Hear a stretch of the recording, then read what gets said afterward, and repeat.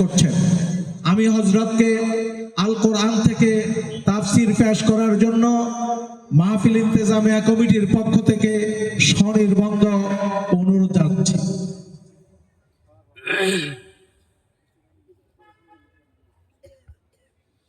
আসসালামু আলাইকুম ওয়া রাহমাতুল্লাহি ওয়া বারাকাতুহু।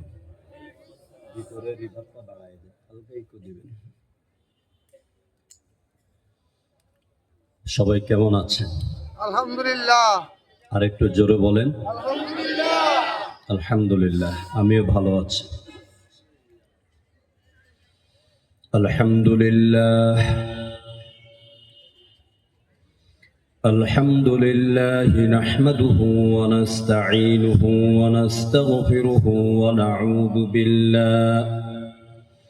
ونعوذ بالله من شرور أنفسنا ومن سيئات أعمالنا من يهده الله فلا مضل له ومن يضلل فلا هادي له ونشهد أن لا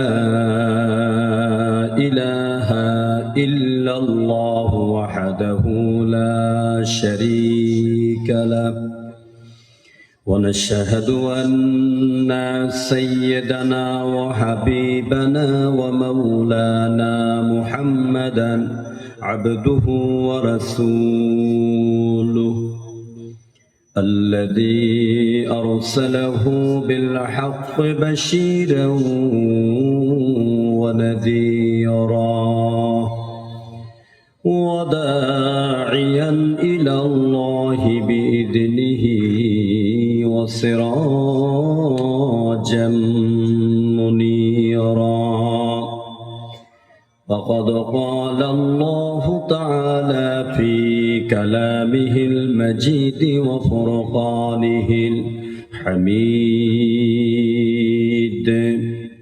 أعوذ بالله من সবাই পড়তে পারেন না? আওয়াজ করে পড়েন। أعوذ بالله من الشيطان الرجيم بسم الله الرحمن الرحيم إن الله وملائكته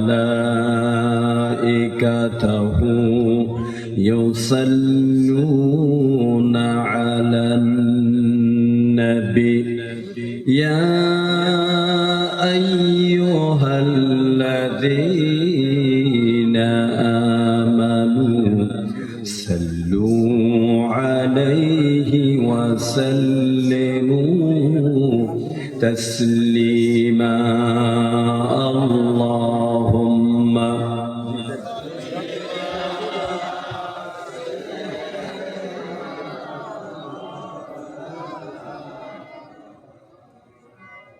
وعلى آل سيدنا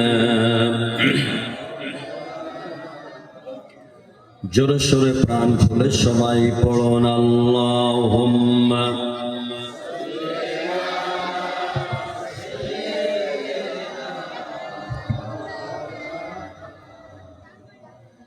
وعلى آل سيدنا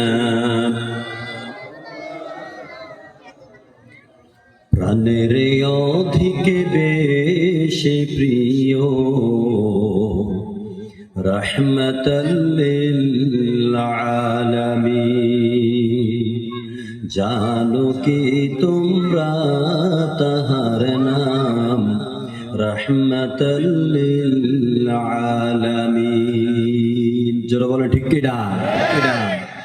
অসহায় বুকে যে জন গোপনে করেন সওয়ার দরুদে পড়ে শোভেও শাম রহমতাল লিল আলামিন। আল্লাহুম্মা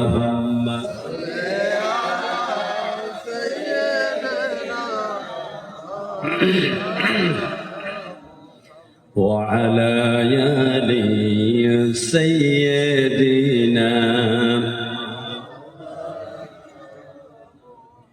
গরিবেরি আহার দিতেন নিজে হয়ে রোজাদার নিয়মর ভালোবাসার খাম রহমতাল লিল আলামিন আল্লাহুম্মা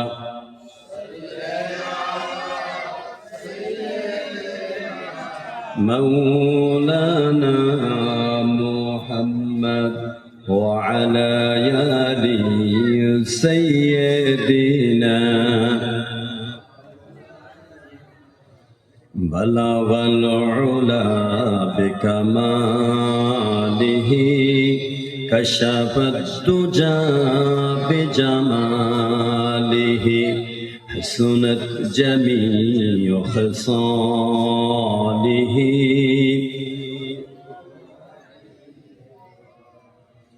गफ्फार बख्श देता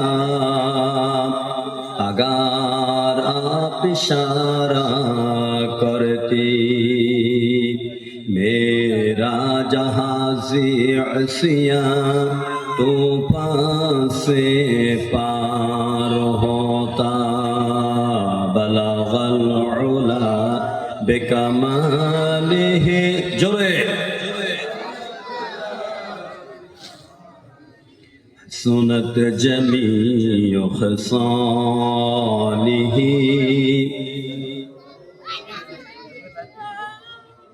आएके जाबे संगे আমার আয়েকে যাবে সঙ্গে আমার নবীর দেশে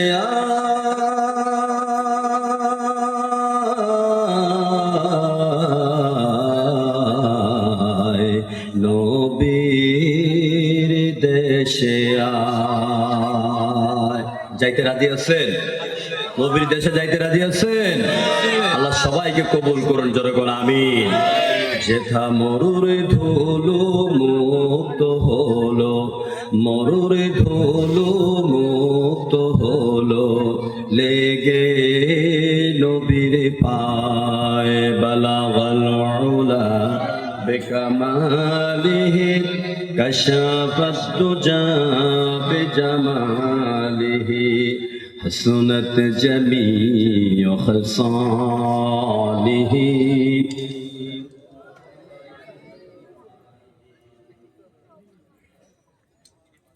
বন্দর নগরী বাংলাদেশের কলিজা বীর চট্টলার মাঝে অবস্থিত ঐতিহ্যবাহী আগ্রাবাদ সরকারি জিএস কলোনি নতুন ভবন সংলগ্ন 9 নং বড় ময়দানে আয়োজিত ইত্তেহাদুল উম্মাহ আগ্রাবাদের উদ্যোগে আয়োজিত এবং বাস্তবায়িত দ্বিতীয় বার্ষিকী এই নান্দনিক আয়োজনের আজকের এই বিশাল তাফসীর কোরআন মাহফিলের সম্মানিত সভাপতি বাংলাদেশের ওয়াজের ময়দানে তাফসীরের ময়দানে অন্যতম পরিচিত নাম আমার অত্যন্ত শ্রদ্ধেয় ব্যক্তিত্ব সরকারি জিএস কলোনি জামে মসজিদের সম্মানিত দীর্ঘদিনের খতিব ইত্তেহাদুল উম্মাহ আগ্রাবাদের সম্মানিত রাইসুল কুল্লিয়া আজকের মাহফিলের সম্মানিত সভাপতি ও সিজিএস কলোনি জি মাওলানা মুফতি আবু হানিফা মুহাম্মদ নু'মান আলোচনা পেশ করেছেন বাংলাদেশের অন্যতম ইসলামিক স্কলার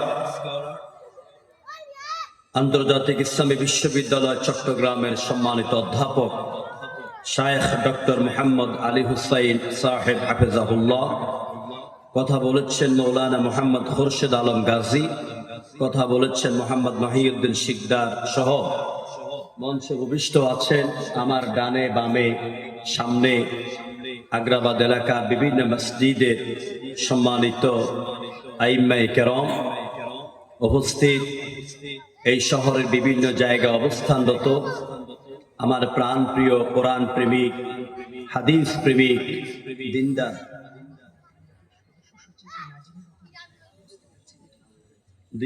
দিনদার ইমানদার প্রাণ প্রিয় মুসলমান ভাইয়েরা, আজকের মাহফিলে আগত সমবেত আমার প্রাণ প্রিয় মুসলমান ভাইয়েরা, সম্মানিত সুধীমণ্ডলী, সম্মানিত এ মাইকের আওয়াজ যতটুকুন যায় আগ্রাবাদের বিভিন্ন পর্যায়ের বাসাবাড়িতে অবস্থানরত মা বোনেরা, ভাইয়েরা এবং ব্যবসায়ী ভাইয়েরা, আসসালামু আলাইকুম ওয়া রাহমাতুল্লাহি ওয়া বারাকাতুহু। আমরা কালেমাত ও শুকর আদায় করছি আমাদের মুনিব, আমাদের মালিক, আমাদের রব, যিনি বিশাল আকাশের মালিক, আরশ আজিমের অধিপতি, যিনি গোটা প্রভিন্স তথা সাম্রাজ্যের একচ্ছত্র অধিপতি, কুল কায়নাতের পাল্লেওয়ালা, আমাদের রব, আমাদের মালিক। সবাই বলেন তো সে মালিকের নাম কি? আরো আওয়াজ করে মোহব্বতের সাথে বলেন, মালিকের নাম কি? প্রশংসা হবে কার? চিৎকার মেরে কলিজার সব দরওয়াজা খুলে দিয়ে এই বীর চট্টলাকে মুখরিত করে, আকাশ বাতাসকে মুখরিত করে, সকল বিল্ডিং গুলিকে প্রকম্পিত করে চিৎকার মেরে বলুন আলহামদুলিল্লাহ।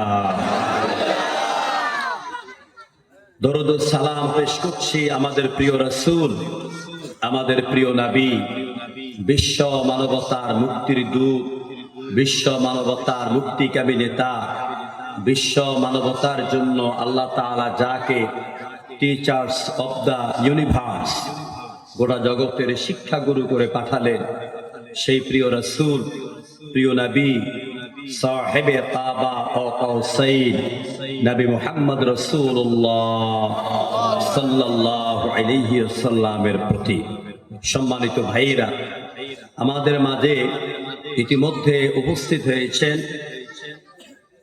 চট্টগ্রাম মহানগর জাতীয়বাদী দলের তথা বিএনপির সদস্য সচিব জনাব নাজিমুর রহমান। আমরা ইত্তেহাদুল উম্মাহ কর্তৃক আয়োজিত আজকের এই তাফসীরুল কোরআন মাহফিল থেকে তাকে আন্তরিক মোবারকবাদ জানাচ্ছি, ধন্যবাদ জ্ঞাপন করছি। আলোচনা মাঝখানে সম্ভব না, সরি।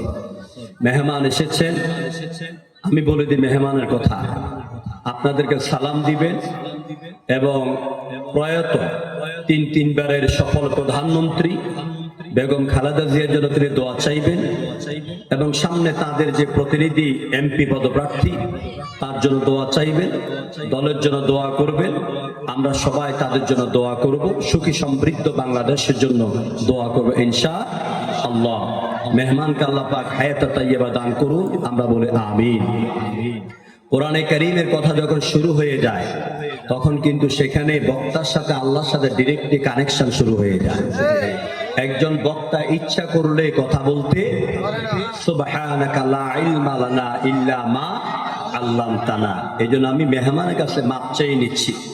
আমি সেই তৎকালীন 2001 থেকে 6 ভিতরে ডক্টর ওসমান ফারুক সাহেব ছিলেন শিক্ষামন্ত্রী, টাঙ্গাইলের এক মাহফিলে পেয়েছিলাম, উনি কথা বলতে চেয়েছিলেন, আমি বলতে সরি, কোরআনের কথার মধ্যখানে পৃথিবীর অন্য কোনো কথা উত্তম হতে পারে না, এই জন্য আমার বেয়াদবি মাফ করবেন। প্রিয় বন্ধুগণ, কোরআনে কারীম আমরা শুনতে এসেছি, জানতে এসেছি। আগে আমি একটু কথা বলতে চাই ইত্তেহাদুল উম্মাহ, ইত্তেহাদুল আইম্মা, সরি, হ্যাঁ উম্মত ঠিক আছে, আইম্মাও ঠিক আছে, আমি বলছি জি। ইত্তেহাদুল আইম্মা এর মানে কি? ইত্তেহাদ মানে কি? ইত্তেহাদ শব্দের শাব্দিক অর্থ হচ্ছে ঐক্য, একতা। ইত্তেহাদুল উমাম জাতির একতা, যেটা আমাদের বর্তমানে খুব প্রয়োজন। ইত্তেহাদুল মুসলিমিন মুসলমানদের ঐক্য দরকার আছে নাকি নাই? আছে। ইত্তেহাদুল আইম্মা বাংলাদেশের সমস্ত ইমাম আগ্রাবাদের ইমামরা যেমন ঐক্যবদ্ধ হয়েছে, বাংলাদেশের সমস্ত মসজিদের ইমামগণ এইভাবে ঐক্যবদ্ধ হওয়ার দরকার আছে নাকি নাই? ঐক্য যেখানে কুওয়াত সেখানে। গরুর গোশত খাওয়ার মধ্যে কুওয়াত নেই, মুসলমানদের ঐক্যের মধ্যে কুওয়াত আছে।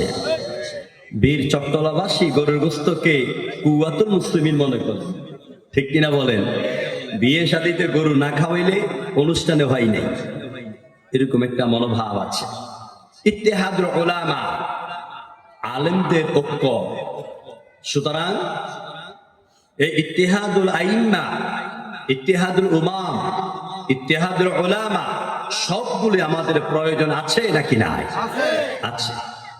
যদি আমরা ঐক্যবদ্ধ হতে পারি, ঐক্যবদ্ধ থাকতে পারি, আমাদেরকে চিলের মতন ছো করে নিয়ে যাওয়ার ক্ষমতা জমিনে আল্লাহর আকাশের নিচে কারো নাই। চিল্লা বলেন ঠিক কিনা? আজকে আমরা অনৈক্যের কারণে, আমরা ডিভাইডেড হওয়ার কারণে আমাদেরকে বিভিন্ন জনে বিভিন্ন ভাবে নিজেদের নিয়ন্ত্রণে চাদরের ভিতরে নেওয়ার চেষ্টা করছে। এজন্য আজকে খুব প্রয়োজন আমাদেরকে ঐক্য হওয়া। এবং আমি আগ্রাবাদের এই ইত্তেহাদুল উম্মাহ সম্মানিত সভাপতি মুফাসসির কোরআন মৌলানা মুফতি আবু হানিফা মুহাম্মদ নুমান সাহেবকে আমি আন্তরিক মোবারকবাদ জানাচ্ছি, তার নেতৃত্বে তারা যে সংগঠন তৈরি করেছেন। এজন্য প্রিয় ভাইয়েরা, ইমাম কাকে বলে? আমাদের সমাজে মসজিদ কমিটিগণ ইমাম অর্থ বুঝেন না। বাংলাদেশের মসজিদ কমিটিগণ ইমাম মানে বুঝেন এটা আমার ঘরের গোলাম, এটা আমার নিয়ন্ত্রিত কোনো ব্যক্তিত্ব। কিন্তু ইমাম মানে এটা নয়। ইমাম শব্দের শাব্দিক অর্থ হচ্ছে নেতা, ইমাম শব্দের শাব্দিক অর্থ হচ্ছে পথ প্রদর্শক, ইমাম শব্দের শাব্দিক অর্থ হচ্ছে অনুসরণযোগ্য মানুষ, যিনি সামনে দাঁড়ান, যিনি সামনে দাঁড়ান তিনি হচ্ছেন ইমাম। ইমাম বলতে কি বুঝান? আমি কিন্তু আজকে খুব ভয়ে ভয়ে কথা বলছি, আপনি রাগ করেছেন? কথা আলহামদুলিল্লাহ। এখানে যারা আছেন আমার ভাই, আমি আপনাদের সামনে কথা বলতে ভয় পাচ্ছি, যদিও চুনতির ময়দানে লক্ষ লক্ষ মানুষের সামনে কথা বলি, কারণ এখানে যারা মসজিদের ইমাম খতিব এরা এক একটা ইলমের জাহাজ। আমি অনেকের ছাত্র তুল্য, সন্তান তুল্য, ভাই তুল্য। প্রিয় ভাইয়েরা, আপনাদের জানা কথাগুলিকে আমি শেয়ার করছি। ইমাম বলতে কি বুঝায়? সঠিক আকীদা, ইলম ও উন্নত চরিত্রের অধিকারী হয়ে মানুষকে ইসলামের সঠিক পথে যিনি পরিচালনা করেন তাকেই ইমাম বলা হয়। আবার শুনুন, ইমাম কাকে বলা হয়? এক নম্বরে ইমামের সঠিক আকীদা লাগবে, দুই নম্বরে সঠিক পর্যাপ্ত পরিমাণ ইলম লাগবে। আর ইলমের মূল ধারা উৎস দুইটা। কয়টা? একটা হচ্ছে ইলমে ওহী তথা কোরআন, আর একটা হচ্ছে সুন্নাতে রাসূল হাদিস। এই দুইটির পর্যাপ্ত জ্ঞান লাগবে। আকীদাটা ভেজাল মার্কা হইলে হবে না, আকীদাটা সাফ লাগবে, সঠিক আকীদা। নিজেকে উন্নত চরিত্রের মানুষ বানাইতে হবে, কারণ আমি তখনই আপনার সাথে নসিহা করার যোগ্যতা অর্জন করব যখন যেই কথাগুলি বলছি সেই কথাগুলি আমার মধ্যে চলমান থাকবে। এইগুলি যার ভিতরে থাকবেন তিনি তার এলাকার, সমাজের, রাষ্ট্রের গোটা ব্যক্তিদেরকে, জাতিকে সঠিক পথে পরিচালনা যিনি করবেন তিনি হচ্ছেন ইমাম। ইমামদের বৈশিষ্ট্য কি? ইমামদের এক নাম্বার বৈশিষ্ট্য হচ্ছে ইমামের জ্ঞান থাকতে হবে চতুর্মুখী। শুধু বিহি ক্বালা হাদাসানা আর ক্বালা আল্লাহু তাআলা থাকলে হবে না, তাকে ফিলোসফি, সায়েন্স, জিওগ্রাফি, সাহিত্য, তারপরে ভূজগৎ, মহাশূন্য সব কিছু সম্পর্কে তাকে পর্যাপ্ত জ্ঞান অর্জন করতে হবে, যেন তিনি জুমার দিন মানুষের সামনে সাপ্লাই দিয়ে মানুষের ব্রেনকে ওয়াশ করতে পারেন। হযরত আলী রাদিয়াল্লাহু তাআলা আনহু বলেছেন, প্রকৃত ইমাম হবেন তিনি, যিনি হালাল এবং হারাম বুঝেন, মানেন, শরীয়তের আহকাম, আদেশ নিষেধ ও জনগণের সকল প্রয়োজন সম্পর্কে যিনি খবর রাখেন এবং জানেন, এবং যার ভিতরে পূর্ণ তাকওয়াল্লাহ, আল্লাহর ভয় থাকবে, তিনি হচ্ছেন প্রকৃত ইমাম হওয়ার বৈশিষ্ট্যের অধিকারী। এগুলি একজন ইমামের ভিতরে থাকা প্রয়োজন। সামাজিক দায়িত্ববোধ ইমামের ভিতরে থাকতে হবে। শুধু মসজিদের ইমামতি করলেই হবে না, সামাজিক দায়িত্ব পালন করতে হবে। সমাজের মধ্যে যেসব জিনিস গুণে ধরা, একজন ইমাম সেইগুলি করার ক্ষমতা অর্জন করতে হবে, কমিটি তাকে সেটা অর্পণ করতে হবে। আর ওই ইমাম কমিটিকে নিয়ে সপ্তাহে বৃহস্পতিবার রাতে বসে আলোচনা করে জুমার দিন ওই বিষয়গুলি সমাধানের জন্য জুমার খুতবায় তিনি আলোকপাত করবেন। উন্নত চারিত্রিক ও গুণাবলী অধিকারী হতে হবে, যাতে ইমামের দিকে কেউ চোখ তুলে কথা বলতে না পারে। আমনে মিয়া লম্বা লম্বা ওয়াজ করেন, আমনে তো এই কাম করেন, সুদ খান ঘুষ খান, এ কথা বলতে না পারে। প্রিয় ভাইয়েরা, আমাদের সমাজে আজকে ইমামগণ অবহেলিত কেন? কি জন্য অবহেলিত? এর কারণ হচ্ছে ইমামগণ তারা নিজের পায়ে নিজে দাঁড়াতে পারেন না, তারা অর্থনৈতিকভাবে দুর্বল। এজন্য মসজিদ কমিটি তাদেরকে যেমনি ব্যবহার করে পেট বাঁচানোর জন্য, তারা তেমনি ব্যবহৃত হয়। নিজের অর্থনৈতিক ফাউন্ডেশন না থাকার কারণে তারা মিম্বরে বসে হক কথা বলতে পারেন না। এজন্য একজন আলেম, একজন ইমাম শুধু সমাজের অন্যরা টাকা পয়সাওয়ালা হবে, একজন ব্যক্তি মাসে 3 লক্ষ 4 লক্ষ খরচ করবেন, আর ইমামে 15,000 20,000 টাকা দিয়ে পুরা মাস চলতে হবে, এটা কখনো হতে পারে না। ইমাম ইমামতি করবেন, পাশাপাশি ছোট ছোট বিনিয়োগ করবেন, ব্যবসা করবেন, ক্ষুদ্র ব্যবসায় জড়িত হবেন। এভাবে তিনি যখন অর্থনৈতিক সমৃদ্ধশালী হবেন, তখন তিনি কমিটি সুদখোর, ঘুষখোর, সভাপতি, সেক্রেটারিকে ডেপুটিয়া। আমি তো বলি, আমার ঢাকা গুলশান মসজিদে যে ইমাম মসজিদে বসে হক কথা বলতে পারে না, সেই ইমাম রাসূলের মেহরাবে দাঁড়িয়ে খুতবা দেওয়ার যোগ্যতা অর্জন করতে পারেন না। আমাদের দেশের ইমামরা যদি ভালো হয়ে যান, অর্থনৈতিক সমৃদ্ধশালী হন, ইমানের দিক থেকে শক্তিশালী হন, গোটা জাতি ঐক্য হয়ে যাবে। কথা ঠিক কিনা বলে? প্রিয় ভাইয়েরা, এবারে আসেন ইমাম কয় প্রকার? ইমাম হচ্ছে 2 প্রকার। কয় প্রকার? ইমাম হচ্ছেন 2 প্রকার। এক প্রকার ইমাম হচ্ছেন আল্লাহ কর্তৃক নির্ধারিত, সিলেকশনকৃত। এক প্রকার ইমামকে আল্লাহ ভালোবাসেন। ইমাম মানি নেতা।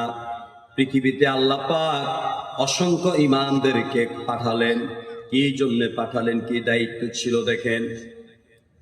কোরআনে কারীম সূরা আম্বিয়ার ভিতরে বলছেন 17তম পারা, ওয়াজআলনাহুম আইম্মাতান ইয়াহদুনা বিআমরিনা ওয়া আওহাইনা ইলাইহিম ফি'লাল খায়রাত ওয়া ইকামাস সালাতি ওয়া ইতাআজ যাকাতি ওয়া কানু লানা আবিদিন। আল্লাহ পাক বলেন, আমি তাদেরকে ইমাম বানালাম। ইমামের জমা হলো আইম্মা। ইমামগণকে আমি পাঠালাম, বানাইলাম, তাদেরকে আমি নির্দেশ করেছি, ওহী করেছি, তাদেরকে দায়িত্ব দিয়েছি। তারা মানুষকে দাওয়াত দিবেন কল্যাণের দিকে, ফি'লাল খায়রাতি আয় ইলাল কুরআন, উত্তম কাজ মানে কোরআনের দিকে মানুষকে ডাকবে। আর সমাজে রাষ্ট্রীয়ভাবে এরা নামাজ সালাত কায়েম করার একটা গুরুত্বপূর্ণ ভূমিকা পালন করবেন, এবং সুদ ভিত্তিক অর্থনীতিকে লাঠি মেরে যাকাত ভিত্তিক অর্থনীতি কায়েমের আন্দোলন করবেন। ওয়া কানু লানা আবিদিন। আল্লাহ বলছেন, যারা ইমাম হয়ে এই দায়িত্বগুলি পালন করবে, তারা হচ্ছে আমার একনিষ্ঠ বান্দাদের দলের অন্তর্ভুক্ত।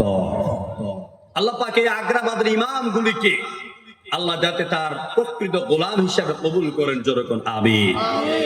এ হচ্ছে আল্লাহ কর্তৃক সিলেকশনকৃত এক পর্যায়ের ইমাম। এই ইমাম তারা কারা? হযরত আদম থেকে মুহাম্মদ রাসূলুল্লাহ পর্যন্ত। আর মুহাম্মদ রাসূলুল্লাহর পরে হুজুরকে অনুসরণ করে কিয়ামত পর্যন্ত রাসূলের রেখে যাওয়া মিম্বর আর চেয়ারের দায়িত্ব যারা পালন করবেন এরা হচ্ছে ইমাম। দ্বিতীয় প্রকার ইমাম কারা? আমার ভাই একটু টাচ দিয়ে গিয়েছিলেন। দ্বিতীয় প্রকার ইমামরা কিন্তু আল্লাহ কর্তৃক সিলেকশনকৃত নয়, এরা আল্লাহর পছন্দের লোক নয়, এরা আল্লাহর ওহী দিয়ে, আল্লাহর জ্ঞান দিয়ে, রাসূলের সুন্নাহ দিয়ে এরা জাতি তাদের দলকে তারা পরিচালনা করেন না। এই ইমামদের দায়িত্ব হচ্ছে, আগের যে ইমাম বললাম, এই ইমামরা ডাকে কোরআনের দিকে, তাওহীদের দিকে, ইসলামের দিকে, নামাজের দিকে, যাকাতের দিকে। আর দ্বিতীয় পর্যায়ের ইমাম কারা? এই ইমামগুলির মানে ইমামের উপর ইমাম যারা, তারা হচ্ছেন কার্ল মার্কস, লেনিন, হিউগ, Galileo, Copernicus, Kepler, Darwin, Hegel, Mao Tse Tung, Bertrand Russell. এইসব নেতারা নিজের মস্তিষ্ক প্রসূত জ্ঞান দিয়ে তারা বিভিন্ন ইজম তৈরি করেছে।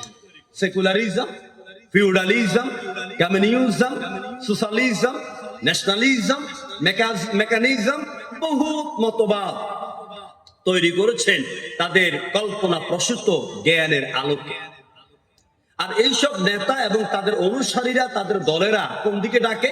আল্লাহ বলছেন, وَجَعَلْنَاهُمْ أَئِمَّةً يَدْعُونَ إِلَى النَّارِ।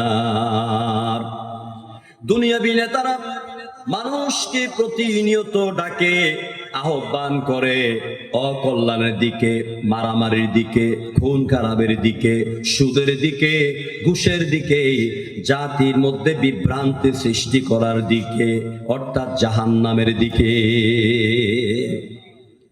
এজন্য আমি ইত্তেহাদুল আইম্মা, তারা যে ঐক্যের চিত্র আপনাদেরকে 2 বছর ধরে দেখাচ্ছেন, তার ব্যাপারে একজন আরবি কবি কি সুন্দর করে বললেন, ইমামরা যদি ঐক্য হয়ে যায় কি হবে?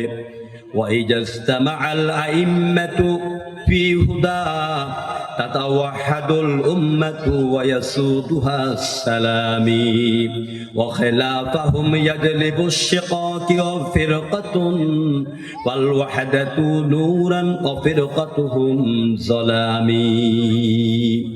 কবি বলছেন, যখন ইমামগণ হেদায়েতের পথে একত্রিত হয়ে যান, এখানে আজকে যত ইমাম ইত্তেহাদুল আইম্মার সদস্য হলেন, সমর্থন যোগালেন, এটা প্রমাণ করে সবাই আল্লাহর দাও হেদায়েত তথা কোরআনের উপরে, কোরআনের পথে আজকে তারা ঐক্যবদ্ধ হয়েছে। যেরকম ঠিক কিনা? যখন তারা হেদায়েতের উপরে প্রতিষ্ঠিত হয়ে যায়, তখন সমাজে, এলাকায়, রাষ্ট্রে শান্তি প্রতিষ্ঠা, হিমেল বাতাস প্রবাহিত হয়। আর যখন ইমামদের মধ্যে, নেতাদের মধ্যে অনৈক্যের ফাটল ধরে, তখন মানুষের মধ্যে বিভেদ সৃষ্টি হয়।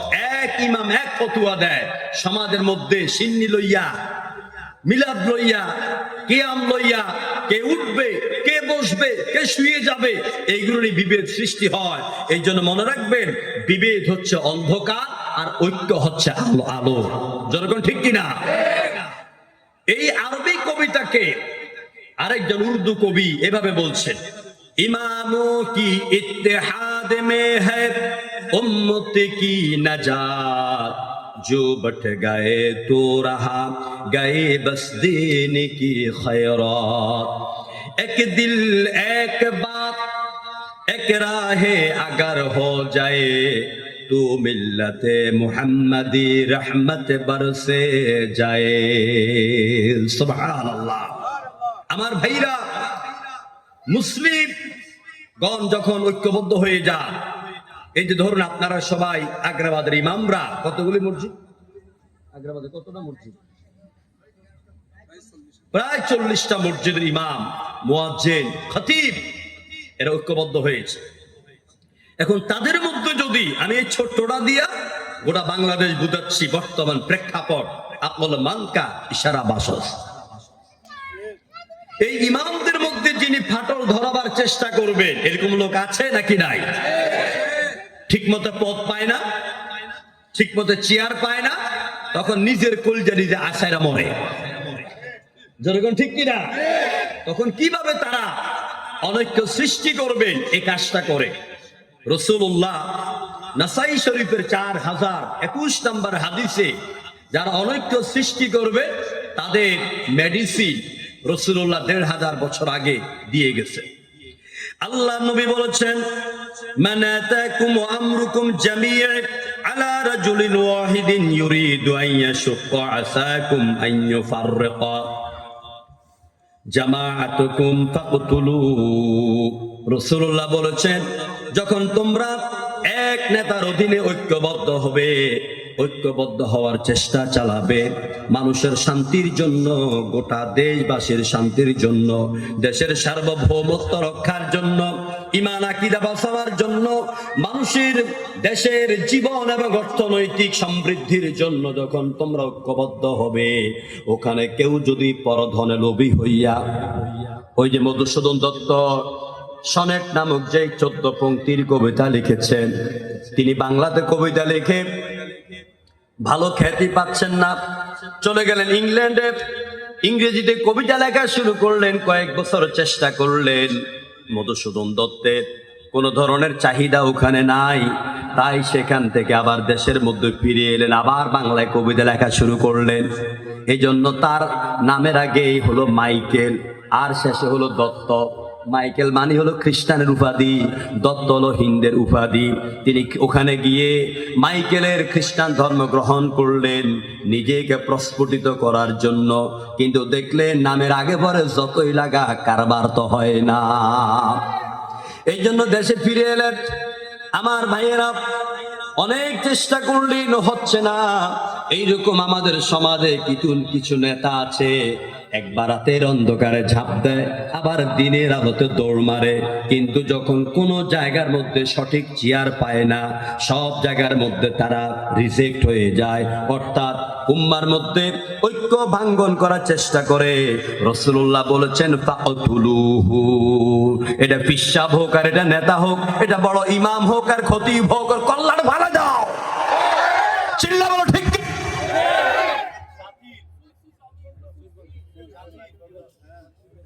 আমার ভাইয়েরা, জাতির মধ্যে যারা অনৈক্য সৃষ্টি করবে, রাসূলুল্লাহ 1500 বছর আগে মেডিসিন দিয়ে গেলেন, ফাকতুলুহু।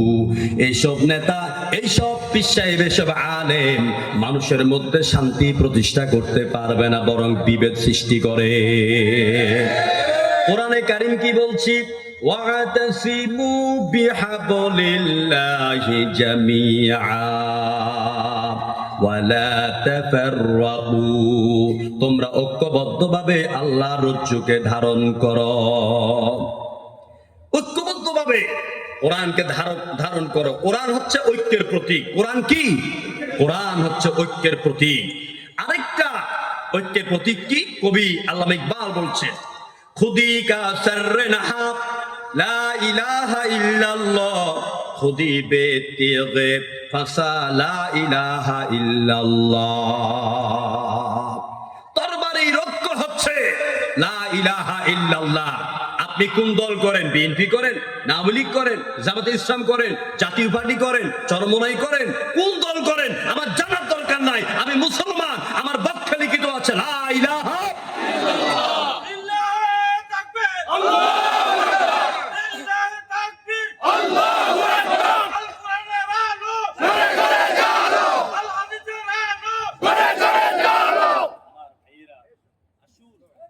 আমরা যেখান থেকে আলোচনা করব আমরা সেই জায়গাটা তেলাওয়াত করি।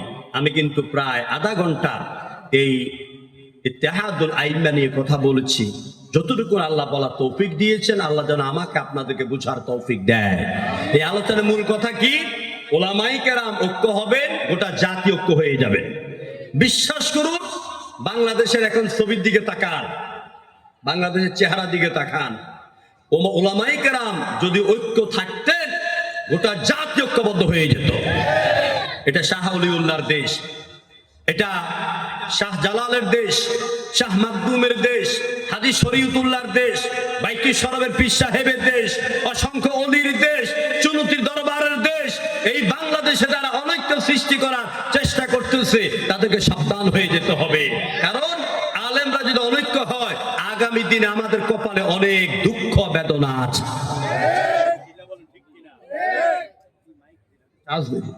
কি মাইক দিল, ওইভাবে মাইক দিতেন ভালো হতো।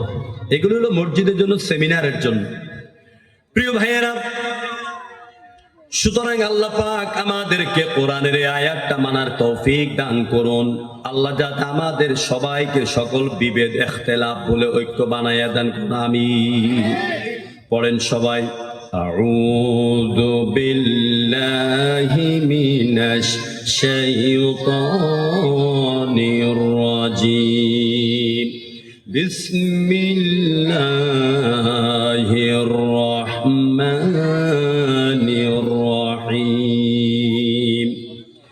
লাকাদ কানা লাকুম ফি রাসূলিল্লাহি উসওয়াতুন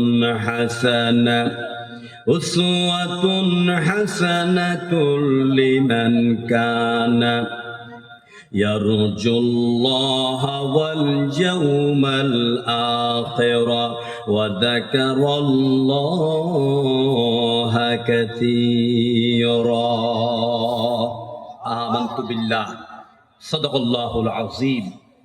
মহাগ্রন্থ আল কোরআনে কারীম মহাবিশ্বের মহাবিশ্বর, নির্ভুল কিতাব, নির্ভেজাল কিতাব, নাম হচ্ছে কোরআন। কি নাম বলেন সবাই, কি নাম? কোরআন। এই কোরআনে কারীমের 21তম পারা, 114টি সূরার মধ্যে 33 নম্বর সূরা, সূরাতুল আহজাবের 21 নম্বর আয়াতে কারীমা আমি আপনাদের খেদমতে পেশ করেছি। তেলাওয়াতকৃত আয়াতের অর্থ হচ্ছে, লাকাদ কানা লাকুম ফি রাসূলিল্লাহি উসওয়াতুন হাসানা। নিশ্চয়, এখানে দুটি শব্দ, লাম একটা, কদ আরেকটা। নিশ্চয়, নিশ্চয় তোমাদের জন্য অবশ্যই রয়েছে মুহাম্মদ সাল্লাল্লাহু আলাইহি সাল্লামের মধ্যে উসওয়ায়ে হাসানা, তথা সর্বোত্তম মডেল, সর্বোত্তম আদর্শ। এটা কার জন্য? নবীর আদর্শকে সবাই মানবে না, স্বীকার করবে না, তবে বিল খুসুস কিছু নির্দিষ্ট ব্যক্তির জন্য রাসূলের আদর্শটা কাজ করবে। তারা কারা? লিমান কানা ইয়ারজুল্লাহ, যারা আল্লাহর সাথে মুলাকাত করতে চায়। এখানে আমরা যারা আছি, আমরা সবাই কাকে পেতে চাই? জোরে বলে, আল্লাহকে পেতে চাই। ওয়াল ইয়াউমাল আখিরা, আর যারা আমরা পরকালকে বিশ্বাস করি। ওয়া যাকারাল্লাহা কাসীরা, আর যারা উঠতে বসতে খাইতে ঘুমাইতে শুইতে নয়নে শয়নে স্বপনে সর্ব অবস্থায় জিকির করে, স্মরণ করে কার? জনগণ কার? আল্লাহ আল্লাহ জিকির কর, রহমতে তোর জীবন ভর। আল্লাহ আল্লাহ জিকির কর, রহমতে তোর জীবন ভর। সবাই জিকির করেন, লা ইলাহা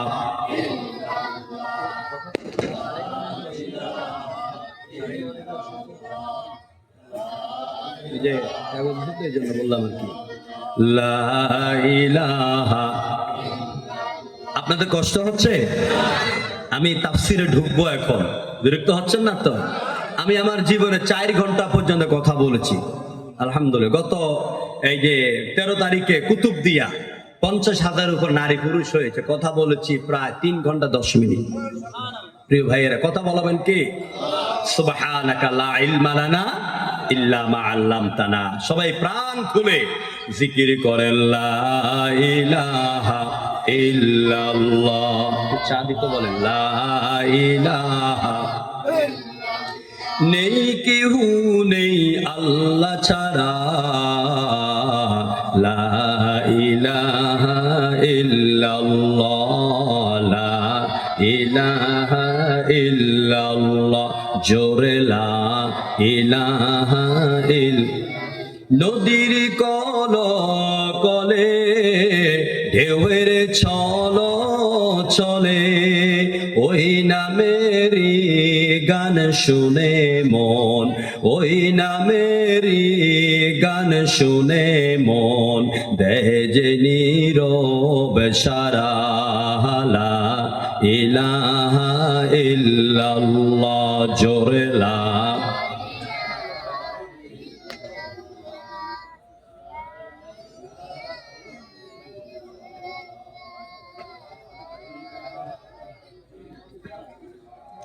লা ইলাহা ইল্লাল্লাহু মুহাম্মাদুর রাসূলুল্লাহ, জোরে পড়েন সাল্লাল্লাহু।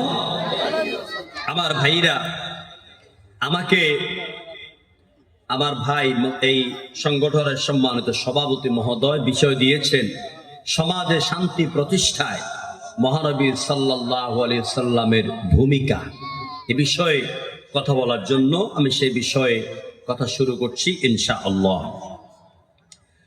আমরা যে কোরআন থেকে কথা শুরু করলাম, লাকাদ কানা লাকুম ফি রাসূলিল্লাহ, এই আয়াতের ব্যাখ্যা তাফসীর শুরু করা যাবে 2 ঘন্টা 4 ঘন্টা, ডেলি 2 ঘন্টা করে বললো 5 দিনে 10 ঘন্টায়ও এই আয়াতের তাফসীর শেষ করা যাবে না। সুবহানাল্লাহ বলতেন না? কারণ এটা তো সেই কিতাব, এই যে দেখতে পাচ্ছেন এটা একটা কিতাব, ঠিক কিনা বলেন?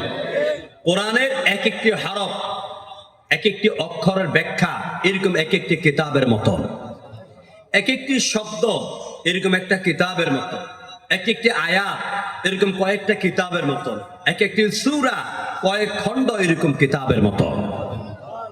এর ব্যাখ্যা করে পৃথিবীতে কেউ শেষ করতে। আল্লামা কাজী নাসিরউদ্দিন আল বাইজাবি তিনি কি বলেছেন?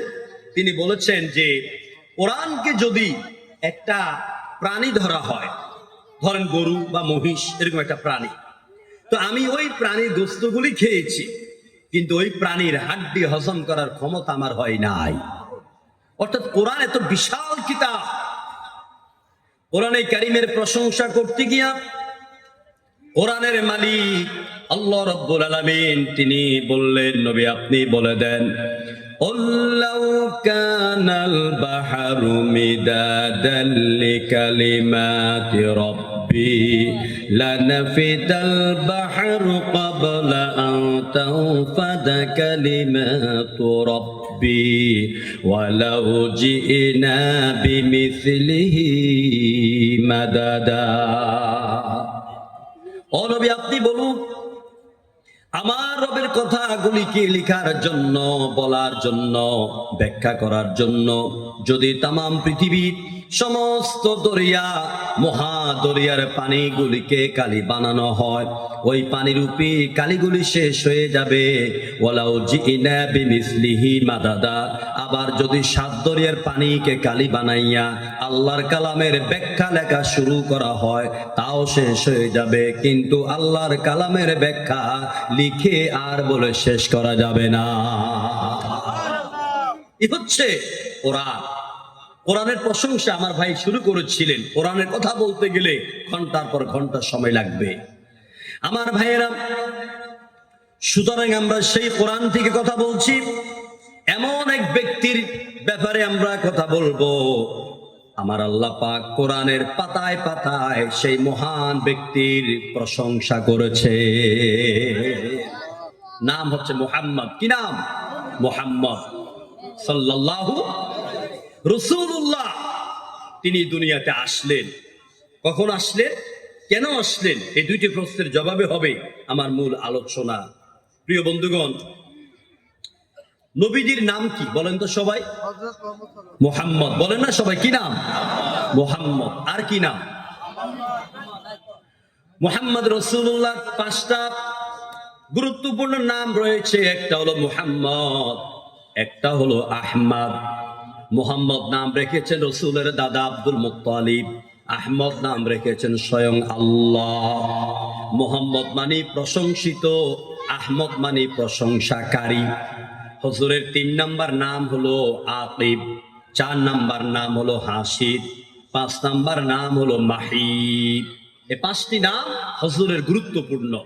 হুজুরের আরো নাম আছে, যেমন ইয়াসিন, কেউ কেউ বলেন ইয়াসিন, তাহা, মুজাম্মিল, মুদ্দাসির, এগুলো রাসূলের নাম। তবে এই 5টি নাম খুব গুরুত্বপূর্ণ। রসুলের দাদার ভাইয়েরা জিজ্ঞেস করছেন, আব্দুল মুত্তালিব, আপনি আপনার নাতির নামটা মোহাম্মদ রাখলেন, এর কই পাইলেন? এই নাম তো পৃথিবীতে আর কারো নাই। আব্দুল মুত্তালিব জবাব দিলেন, আমার নাতি দুনিয়াতে আসার 1 মাস আগে আমি ঘুমিয়েছিলাম, কে যেন আমাকে ঘুমের ভিতরে বলতেছে, ও মুত্তালিব, তোমার একজন নাতি আসতেছে, ওর নাম রাখবা মুহাম্মদ। আরব জাহানের দিকে তাকায় দেখবেন, প্রায় আরব কান্ট্রিতে ওই দিকের বাচ্চাদের নাম রাখে মুহাম্মদ। মুহাম্মদ বেশি নাম রাখে, কারণ মুহাম্মদ নামটার ভিতরে যেন আল্লাহ পাক দুনিয়ার সুন্দরবন সহ সারা দুনিয়ার মৌচাকের মধুগুলি যেন আল্লাহ মুহাম্মদের ভিতরে ঢেলে দিয়েছে। মুহাম্মাদের একটি নামে এত প্রেমের ঢল, সুবহানাল্লাহ। মুহাম্মাদের একটি নামে এত প্রেমের ঢল, জগৎ জুড়ে ভালোবাসার, জগৎ জুড়ে ভালোবাসার অবাকে কোলাহল। মুহাম্মাদের একটি নামে এত প্রেমের ঢল। আল্লাহ নবীর নামের প্রেমে মুগ্ধ হয়ে কবি আল্লামা হালি লিখছেন, কি মুহাম্মদ সে ওফা तूने तो हम तेरे हैं, ये जहां चीजों है क्या लौहो कलम तेरे हैं। আল্লাহু আকবার। আমার ভাইয়েরা, আমাকে তো বিষয় দিয়েছে, আমি বিষয়ের দিকে গিয়ে যাব। যিনি সমাজে শান্তি প্রতিষ্ঠা করার জন্য আল্লাহ যাকে পাঠালেন, কখন পাঠালেন, সমাজের অবস্থা কি ছিল, এটা বলার আগে আমরা হুজুরকে নিয়ে একটু কথা জানতে চাই। গতকাল বাংলাদেশের সকল মসজিদে আমার রাসূলের মেরাজ নিয়ে আলোচনা হয়েছে, জনগণ ঠিক কিনা? আল্লাহ নবী কি আল্লাহ পাক কত মর্যাদা দিলেন, এই মেরাজটা ছিল হুজুরের মর্যাদার একটা প্রতীক। দুনিয়াতে যত নবী এলেন, কারো মেরাজের মূল কথা হলো আল্লাহর সঙ্গে বিশেষ কথোপকথন, এটাই হলো মেরাজের মূল লক্ষ্য। আল্লাহ পাক কারো সাথে কথা বলেছেন মাছের পেটের ভিতরে, কারো সাথে আল্লাহ কথা বলেছেন তুর পর্বতে, কারো সাথে আল্লাহ কথা বলেছেন নমরুদের অগ্নিকুণ্ডলের ভিতরে। কিন্তু আমার আল্লাহ পাক আমার রাসূলকে এই দুনিয়াতে কোথাও কথা বলা পছন্দ মনে করেন নাই, কারণ আল্লাহ যেমন মর্যাদার অধিকারী, তার রাসূলও ওই রকম মর্যাদার অধিকারী। আল্লাহর পরে রাসূলের জায়গা, এই জন্য আল্লাহ পাক তার বিশেষ মেহমানকে আরশে আজিমে তুলে নিয়ে তার মর্যাদা বাড়াইয়া দিলে। হুজুর সাল্লাল্লাহু আলাইহি সাল্লামের মর্যাদা কোরআনের পাতায় দেখেন। আল্লাহ পাক যখন তার কোন নবীর সঙ্গে কথা বলার প্রয়োজন মনে করেছেন, আমি সংক্ষেপে বলে দিচ্ছি, সব নবীদেরকে আল্লাহ পাক নাম ধরে ডাকলেন। যেমন আদমের সঙ্গে কথা বলবেন, আল্লাহ বললেন, ইয়া আদামুসকুন আনতা ওয়া যাওজুকাল জান্নাহ, হে আদম, তুমি আর তোমার স্ত্রী জান্নাতে বাস করো। মূসার সঙ্গে কথা বলবেন, ওয়ামা তিলকা বিয়ামিনিকা ইয়া মূসা, ইয়া মূসা বলে আল্লাহ ডাক দিলেন। ইব্রাহিমের সঙ্গে কথা বলতে চাইলেন, ডাক দিলেন, ওয়ানাদাইনাহু আইয়া ইব্রাহিম। সব নবীদের নাম ধরে ডাক দিলেন। কিন্তু আপনি এখানে অনেক উলামায়ে কেরাম আছেন, আমি শ্রদ্ধার সাথে বলি, 30 পারা কোরআনে কোথাও দেখাতে পারবেন না আল্লাহ তার রাসূলকে ইয়া মুহাম্মদ বলে একটা ডাক দিয়েছেন। দিয়েছেন? দেন নাই। 4 বার মুহাম্মদ শব্দটা এসেছে কোরআনে, 4 বার বিভিন্ন কারণে, যেমন ওমা মুহাম্মাদুন ইল্লা রাসূল, এইভাবে 4 বার মুহাম্মদ এসেছে। কিন্তু যখন আল্লাহ পাক তার নবীর সঙ্গে কথা বলার প্রয়োজন মনে করেছেন, তখন ডাক দিলেন, ইয়া আইয়ুহান নবী, ইয়া আইয়ুহার রাসূল, ইয়া আইয়ুহাল মুজাম্মিল, ইয়া আইয়ুহাল মুদ্দাসসির। চিৎকার মেরে করে আল্লাহু আকবার। আমার ভাইয়েরা, নবীজির দোয়ার প্রয়োজন হলো, মূসার দোয়ার প্রয়োজন হলো, দোয়া করলেন, রব্বি শরহ লি সাদরি ওয়া ইয়াসসির লি, ও রব, আমার জিহ্বার মধ্যে তো ছোট্ট কালে কয়লার আগুন লাগিয়ে আমি এখন তোতলায় কথা বলতে পারি না, তুমি আমার বক্ষকে প্রশস্ত করে দাও। জ্ঞান চাইলেন, ইব্রাহিম জ্ঞান চাইলেন, দাউদ জ্ঞান চাইলেন, সব নবীরা জ্ঞান চাইলেন। কিন্তু আমার আল্লাহ পাক আমার নবীকে বলেন, নবী আপনি এইভাবে হাত তুলে আমার কাছে জ্ঞান চাওয়ার দরকার নাই। কেন?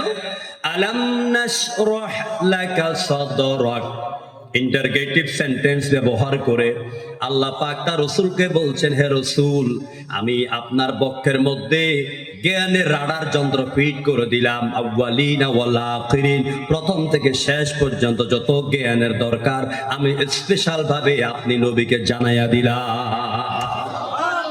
কি মর্যাদা আমার রাসূলের! হুজুরের মর্যাদা দিলেন ইংরেজ দার্শনিক থমাস কারেল। হুজুরকে নিয়ে লিখতে লিখতে রাতের গভীরে কলমের আগা থেকে বের হয়ে গেল, a great change, what a great change and progress is indicated in the universal conditions thought of me. কি পরিবর্তন, কি বিশাল পরিবর্তন! মুহাম্মদ রাসূলুল্লাহ জগতে এলেন, যেই সমাজের মানুষেরা লাত উজ্জা হুবল দেবলের পূজা করতেন, ওই সমাজে আজ সবাই আল্লাহর গোলামি করে। যেই সমাজে নারীদের অধিকার ছিল না, জীবন্ত কবর দিত, কন্যা হইলে পরে মানুষ নিজেদেরকে লজ্জিত মনে করত, ওই সমাজে আল্লাহ পাক মুহাম্মদ রাসূলুল্লাহকে পাঠাইয়া এই পৃথিবীতে নারীদেরকে কবর থেকে তুলে রানীর সাম্রাজ্ঞীর আসনে বসাইয়া দিলে। আমার ভাইয়েরা, বিশ্ব নবীর মর্যাদা দিলেন হিন্দু ধর্মের ধর্মীয় কিতাব আছে না আমাদের, যেমন কোরআন, বিভিন্ন ধর্মের ধর্মীয় কিতাব হচ্ছে ত্রিপিটক, বেদ, বাইবেল, জিন্দাবিস্তা, উপনিষদ, মহাভারত, রামায়ণ, ভগবত গীতা, ঋগ্বেদ, অথর্বেদ, যজুর্বেদ, সামবেদ। প্রত্যেকটি কিতাব আমার ঘরে আছে। আমি যখন ইন্ডিয়াতে যাই আমি এগুলি সংগ্রহ করি। তো বেদের ভিতরে পড়তে পড়তে পাইলাম তারা আল্লাহ এবং তার রাসূলের মর্যাদা দিতে গিয়ে তারা সেখানে লিখলেন, হোতার মিন্দ্র মহাসুরিন্দ্রা অল্লং জ্যেষ্ঠং শ্রেষ্ঠং পরমং ব্রহ্ম অল্লাম রহস্যল্ল ক্যাং বারেশা নির্ঘাতকম। অর্থ কিন্তু মারাত্মক। এর অর্থ হচ্ছে যিনি মহান তার নাম হচ্ছে আল্লাহ, তার প্রেরিত দূতের নাম হলো মুহাম্মদ রাসূলুল্লাহ। আমরা মরার সময় পড়ি লা ইলাহা ইল্লাল্লাহ। ওরা মরার সময় এই শহরে অনেক হিন্দু ভাইয়েরা আছেন, আছে না? আমি ওই সব হিন্দু ভাইদেরকে শ্রদ্ধার সাথে শোনাচ্ছি। অনেক হিন্দু ভাই, হ্যাঁ বলনি তো আছে, সব হিন্দু ভাইয়েরা মরার সময়ের মন্ত্র পারেন না, তাদের ধর্মীয় মন্ত্রটা সবাই পারেন না, কিন্তু তারা তাদের ধর্মীয় ভাবে মন্ত্রটা শিখার দরকার। ওরা যখন মরার সময় হয় তখন তাদের মন্দিরে ঠাকুরকে ডেকে আনে, কিন্তু আপনি প্লেনে উঠলেন, প্লেন অ্যাক্সিডেন্ট করে পড়লো, ওইখানে আপনি ঠাকুর পাইবেন কোথায়? এই জন্য নিজেকে মুখস্থ করা লাগবে। মন্ত্রটা হচ্ছে এইরকম, লা ইলাহা ইল্লা ইল্লতি হরতি পরম পদম জন্ম বৈকুণ্ঠ পরত ইন্নতি। এটার অর্থ কি? এটার অর্থ হচ্ছে লা ইলাহা ইল্লা ইল্লতি, মানে লা ইলাহা ইল্লাল্লাহ, আল্লাহ ছাড়া কোনো ইলাহা নাই, চিল্লাই করে আল্লাহু আকবার। হরতি পরম পদম জন্ম বৈকুণ্ঠ পরত ইন্নতি। যদি তোমার জীবন, তোমার মরণ, তোমার দুনিয়ার জীবন সার্থক করতে চাও, বিশ্ব নবী our prophet, our leader Muhammad রাসূলুল্লাহর আদর্শকে অনুসরণ করে মৃত্যুবরণ করো। দুনিয়াতে শান্তি পাবা, পরকালে মুক্তি পাবা। এভাবে রাসূলের মর্যাদা আমার দেশের কবি নজরুল দিলেন। তিনি কি লিখলেন? ছোট্ট কালকে লক্ষ্য করেন, সবাই বলেন, ত্রিভুবনের প্রিয় মুহাম্মদ এলো রে দুনিয়ায়, আয়ের সাগর আকাশে বাতাসে দেখবি যদি, আয়ের সাগর। আল্লাহ নবী রাজনৈতিক দর্শনের দিকে তাকাইয়া কবি নজরুল তিনি লিখলেন, জাতি ভেদ হিংসা বিদ্বেষ করিতে মোচন, দ্বৈতবাদ বহুবাদ করিতে খণ্ডন, সাম্য মৈত্রী স্বাধীনতা একেশ্বরবাদ ঘোষিতে আইলে তুমি রাসূল মুহাম্মদ। এই কবিতার ব্যাখ্যার সময় নেই। এখন আসেন, সমাজে শান্তি প্রতিষ্ঠার জন্য রাসূলুল্লাহর অবদান কি? রাসূলুল্লাহ কোন সমাজের ভিতরে এলেন, কোন সময় এলেন? আল বেদায়া ওয়া নেহায়া, ঐতিহাসিক এই কিতাব আল্লামা ইমামউদ্দিন ইবনে কাসির লিখেছেন 10 খণ্ডে। সম্ভবত এই কিতাবগুলির 8ম খণ্ড থেকে কথা বলছি। যখন আরবের সমাজে মানুষের কোনো অর্থনৈতিক অধিকার ছিল না, মানুষের বেঁচে থাকার কোনো অধিকার ছিল না, যেই সমাজে নারীদের ইজ্জত ছিল না, সমাজের কলুষিতা এত বেশি ছিল, বাবা মারা গেলে উপযুক্ত ছেলে থাকলে নিজের মাকে বিয়ে করে ফেলতো, ভাই তার বোনের সাথে মেলামেশা করত, লোকেরা সকালবেলা বিয়ে করত, বিকেল বেলা তালাক দিয়ে দিত। আবার যেই লোকটা যেই নারীকে বিয়ে করলো, ওই স্ত্রীর গর্ভে যখন সন্তান আসতো 7 মাস 6 মাস এমন সময় হতো, তখন স্বামী ঘরের ভিতরে একটা খানার আয়োজন করতেন, ঢোল তবলা নিয়ে আসতো, নর্তকীরা আসতো। ওরা খাওয়া দাওয়া শেষে ওই ঘরের স্ত্রীকে স্বামী বলতো, আসো সবার সামনে নাচো। আপনারা বলেন, আপনাদের স্ত্রী আমাদের মা, যখন 6-7 মাসের সম্ভাবনা সন্তানের মা হন, এই অবস্থায় একজন নারীর পক্ষে নাচা সম্ভব কিনা? ওই নারী যদি নাচতে না চাইতে জোর করে তাকে নাচাইতো, নারী যখন কাত হয়ে পড়ে যেতেন তখন তার হাত বাঁধতো, তার পাও বাঁধতো, এরপর নর্তকীদেরকে আর পুরুষদেরকে তার পেটের মধ্যে দাঁড় করাইয়া নাচার অনুমতি দিত।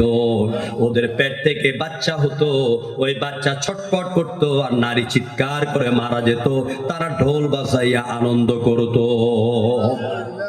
ও আমার মুসলিম তাওহীদি ভাইয়েরা, যেই সমাজ পশুত্বের চিত্রকে হার মানাচ্ছে এমন সময় চলে গেল, মানুষ যখন এক আল্লাহকে বাদ দিয়া বিভিন্ন দেবতার সামনে মাথা নত করে করে জাহান্নামের দিকে চলে যেতে লাগলো। এবার আমার আল্লাহ পাক বলেন, ওয়াকুতুম আলা শাফা হুফরাতিম মিনান নারি ফাআনকাদাকুম মিনহা।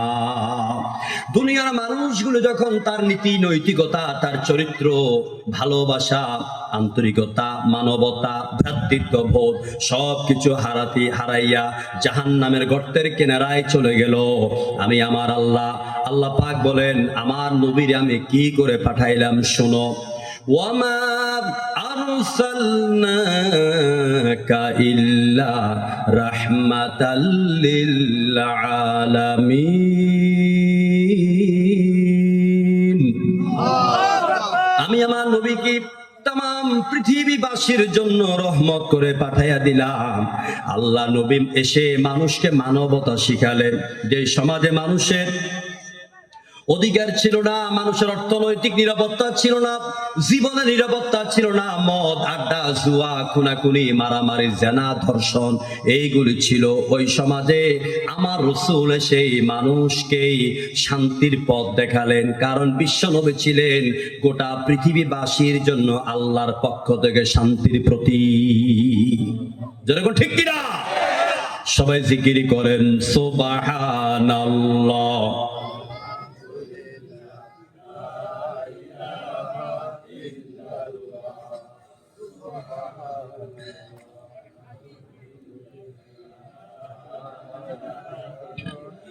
লা ইলাহা ইল্লাল্লাহু মুহাম্মাদুর রাসূলুল্লাহ। আমার ভাইয়েরা, রাসূলের প্রশংসা, রাসূলের সৌন্দর্য, রাসূলের মর্যাদা বলে শেষ করা যাবে না। আমরা মৌলিক কথায় চলে আসি। আমরা আল্লাহকে প্রশ্ন করব, ও আল্লাহ, তোমার রাসূলের প্রশংসা করার যোগ্যতা আমাদের নাই, তবে আমাদেরকে একটু বলে দাও, তোমার প্রিয় রাসূলকে তুমি আরশে আজিমে কেন ডেকে নিয়েছো, আর তোমার রাসূলকে তুমি কেন পাঠিয়েছো? আল্লাহ পাক বলেন, আমার রাসূলকে আমি কেন পাঠালাম, এই কেনর জবাব কোরআনে অনেক জায়গায় আছে। সূরা জুমার ভিতরে আল্লাহ পাক জবাবটা এইভাবে দিলেন, ওয়াল্লাযী বা'আসা ফিল উম্মিয়্যিনা রাসূলাম মিনহুম ইয়াতলু আলাইহিম আয়াতিহি ওয়া ইউযাক্কিহিম ওয়া ইউআল্লিমুহুমুল কিতাবা ওয়াল হিকমা। সূরা জুমার 2 নম্বর আয়াতে আল্লাহ পাক বলেন, তোমাদের মধ্য থেকে একজন উম্মি রসুলকে আমি পাঠাইলাম। কিছু বুঝার আগে জোরে কোন আল্লাহু আকবার। উম্মি মানে কি? উম্মি মানে নিরক্ষর, যিনি পড়তে জানেন না, লিখতে জানেন না। এ কথা বলে অনেকে বলবে, হ্যাঁ উনি হুজুরকে অপমান করছেন, বলবে না? না, হুজুরকে আল্লাহ পাক নিরক্ষর বানাবার মধ্য দিয়ে আকাশের যে জমিনের উপরে সমস্ত শিক্ষিত পণ্ডিতের উপরে হুজুরকে জায়গা করে দিয়েছেন। কারণ কি? রসুল যদি লিখতে জানতেন, হুজুর যদি নিজের হাতে লিখতে জানতেন, হুজুর লিখতে জানতেন না। এরপরও কাফেররা বলে, মুহাম্মদ তুমি যে কোরআন থেকে দাওয়াত দাও, কোরআন তেলাওয়াত করো, কোরআনের কথা বলো, এটা তোমার বানানো কথা, বলতো কিনা? কিন্তু রসুল লিখতে জানলে তো আরো বেশি করে বলতো। আমার ভাইয়েরা, আল্লাহ পাক রসুলকে লেখার ক্ষমতা দেন নাই যাতে দুনিয়ার মানুষ এই কথা বলতে না পারে। মুহাম্মদ নিজের হাতে কোরআনে অনেক কথা ঢুকাইয়া দিছে। নবী যদি ইচ্ছা করে কোরআনের ভিতরে কোনো কথা ঢুকাইয়া দিতেন, সেমিক্লোন, ফুল স্টপ, নিজের সুবিধাবাদ জিন্দাবাদ। আমরা যেরকম কিছু ওলামায়ে কেরাম আছি, জিহাদ করলে পরে জীবন দেওয়া লাগবে, ইসলামী আন্দোলন করলে কারাগারে যাওয়া লাগবে, আল্লাহর আইনের কথা বললে ফাঁসির রশিদে ঝুলতে হবে, এই ভয়ে তারা কোরআনের হক দাওয়াত গুলিকে তারা লুকায়িত করেন, গোপন রাখেন, মিঠা মিঠা সুন্নতের ওয়াজ করেন। চিল্লায় এখন ঠিক কিনা? আল্লাহ নবী সাল্লাল্লাহু আলাইহি ওয়াসাল্লাম তিনি যদি এরকম সুবিধাবাদ জিন্দাবাদ হতেন, নিজের ইচ্ছা মতে কথা বাদ দিতেন আবার রাখতেন, তাহলে আল্লাহ পাক বলেন, ওয়ালাউ তাকাওয়ালা আলাইনা বা'দাল আকাওয়িল লা আখাযনা মিনহু বিল ইয়ামিন সুম্মা লাকাতা'না মিনহুল ওয়াতিন। নবী যদি কোরআনের ভিতরে কোন থেকে ঢুকাইতেন, আমি আল্লাহ পাক নবীর ডান হাতকে চেপে ধরতাম আর নবীর গলাটারে কাইটা টুকরা টুকরা করে ফেলে দিতাম। সুতরাং এই কথার পরে রসুল কথা ঢুকাইছেন বা কোরআনে ভুল আছে এরকম বলার কি কারো সাহস আছে? নাই। প্রিয় ভাইয়েরা, রসুলকে আল্লাহ পাক উম্মি করে পাঠালেন, হুজুরকে 4টা দায়িত্ব দিলেন। কয়টা দায়িত্ব? ইয়াতলু আলাইহিম আয়াতিহি, তিনি যেন জাতিকে কোরআন তেলাওয়াত শোনান, কোরআন শোনান। কোরআন কি মধুর কালাম, কোরআন শুনতে কত ভালো লাগে। মক্কা থেকে, কাবা শরীফ থেকে 40 কিলোমিটার দূরে আরবের নাখলা জায়গা, আমি ওখানে একাধারে 4 বছর মাহফিল করেছি। নাখলা একটা বিশাল মসজিদ আছে। হুজুর তাইফ থেকে আসতেছিলেন রাতের গভীরে, দাঁড়িয়ে দাঁড়িয়ে নামাজ পড়তেছিলেন। নামাজের ভিতরে হুজুর কোরআন পড়তেছেন। হুজুরের কোরআন শুনেই জেনেরা কেঁদেছে, ওরা ঈমান এনেছে। কোরআন বলছে, قل أوحي إلي أنه استمع نفر من الجن فقالوا إنا سمعنا قرآنا عجبا।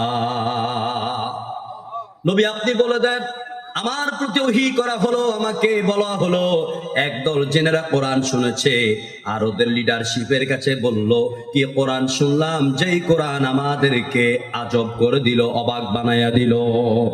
প্রিয় বন্ধুগণ, নবীর কোরআন শুনে কাফেররা কেঁদেছে, আবু জাহেল কেঁদেছে, উতবা কেঁদেছে। দিনের বেলায় বিরোধিতা করত, রাতের বেলা কোরআন শুনতো। কাফেররা কোরআনের বিরোধিতা করত, কিন্তু তারা ভাবতো, তারা জানতো মুহাম্মদ নিজের কালাম নয়, এটা আল্লাহর কালাম। কোরআন কার কালাম? চিল্লাবেন, কোরআন কার কালাম? তানজিলুম মির রাব্বিল আলামিন। ওরা কোরআন শুনতো, ওরা কানতো। কিন্তু আমাদের মুসলমানদের মধ্যেই এক শ্রেণীর কুলাঙ্গার মুসলমান আছে, বিগত 15.5 বছর বাংলাদেশের বিভিন্ন জায়গায় আমাদেরকে কোরআনের কথা বলতে দেয় নাই। চিল্লা বলো ঠিক কিনা? আমি জাবিরি, আমার 30 বছর কোরআনের লাইফে আমি 4 বার সরাসরি গুলির সম্মুখীন হয়েছি। একবার হচ্ছে 2014 সালে চুনতির ময়দান, শেষ দিন আমার 2 পাশে গুলি গিয়েছে, মসজিদ ঝাঁঝরা হয়ে গেছে। নদী সাহেব মসজিদের ভিতরে ছিলেন, আমি 1 মিনিটের জন্য লক্ষ জনতার সামনে কোরআনের কথা ছাড়ি নাই। 2 নম্বরে ফেনী, সোনাগাজী, ফরহাদনগর গুলির সম্মুখীন হয়েছি।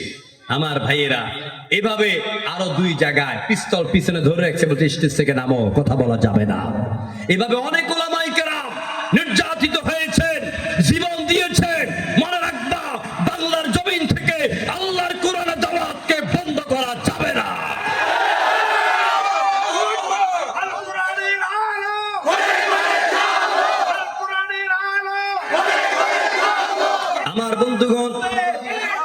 আমার বন্ধুগণ, বিশ্বনবী কোরআন তেলাওয়াত করে মানুষকে শোনাবেন, 1 নাম্বার দায়িত্ব। 2 নাম্বার দায়িত্ব হলো ইউযাক্কিহিম, যে মানুষের ব্রেনের উপরে, কলিজার উপরে শিরকের আবরণ পড়ে আছে, তাদেরকে লা ইলাহা ইল্লাল্লাহ নামক হাতুড়ি দিয়ে আঘাত করে তাদের ব্রেন আর তাদের কলিজাকে ওয়াশ করে দাও। তাদের এই কলিজার মধ্যে জায়গা হবে একটা, ফামাইয়াকফুর বিত্তাগুতি ওয়া ইউমিন বিল্লাহ। তুমি মুসলমান, তুমি ঈমানদার, তুমি যে আল্লাহকে সিজদা করো, ওই আল্লাহ ওয়ালা লোকেরা কখনো মানুষের তৈরি করা মতবাদ বিশ্বাসী কোন কুফরি মতবাদকে কলিজার মধ্যে জায়গা দিতে পারে না।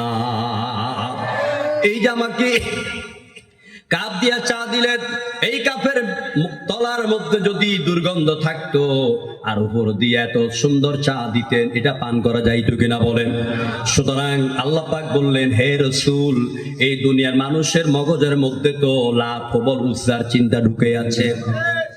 বিভিন্ন ঈশ্বর ঈশ্বরী, পরমেশ্বর পরমেশ্বরী, ব্রহ্মা সাবিত্রী, কামদেব কামদেবী, নারায়ণ নারায়ণী, শিব দুর্গা, বিভিন্ন প্রতিমার আবরণ তাদের মাথার ব্রেনের ভিতরে, কলিজার মধ্যে, মেমোরির ভিতরে পড়ে আছে।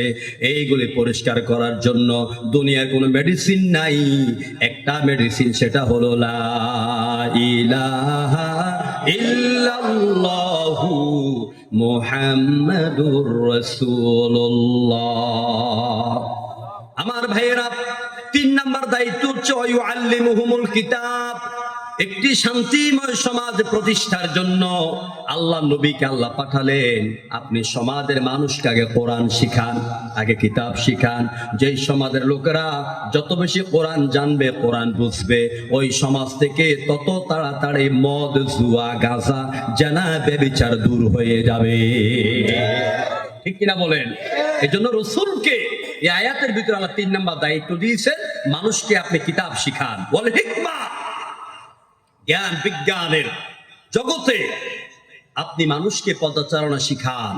এই পৃথিবীতে রাসূল কত বড় বিজ্ঞানী দেখেন, নবীজি কত বড় বিজ্ঞানী। দুনিয়ার বিজ্ঞানীরা জমিন থেকে, এই বাংলার জমিন থেকে, পৃথিবীর জমিন থেকে 2,38,000 মাইল উপরে চাঁদের দেশে গেলেন। এরপরে এখন তারা কয়েক হাজার মাইল উপরে মঙ্গল গ্রহে তারা 1994 সালে তারা পাথফাইন্ডার পাঠালেন। পাথফাইন্ডার চলতেছে হঠাৎ করে পাথরের সাথে ধাক্কা খেলো, কাত হয়ে পড়ে গেল। নাসা বিজ্ঞান প্রযুক্তি আমেরিকার ওই প্রশান্ত সাগরের তীরের মধ্যে বৈশা ওরা টিপ দিয়া আবার পাথফাইন্ডারকে সোজা করে দিলেন। এই হচ্ছে মানুষের চলার আর উঠার এতটুকুন গতি। কিন্তু আমার আল্লাহ পাক বলেন, আমার রাসূলকে আমি বিজ্ঞানের জগতে কতটুকুন পদার্পণ করালাম শুনো। কয়েক হাজার নয়, কয়েক লক্ষ নয়, কয়েক কোটি নয়, মিলিয়ন বিলিয়ন, যেটা পৃথিবীর কোন কম্পিউটারের মেমোরিতে ধরবে না।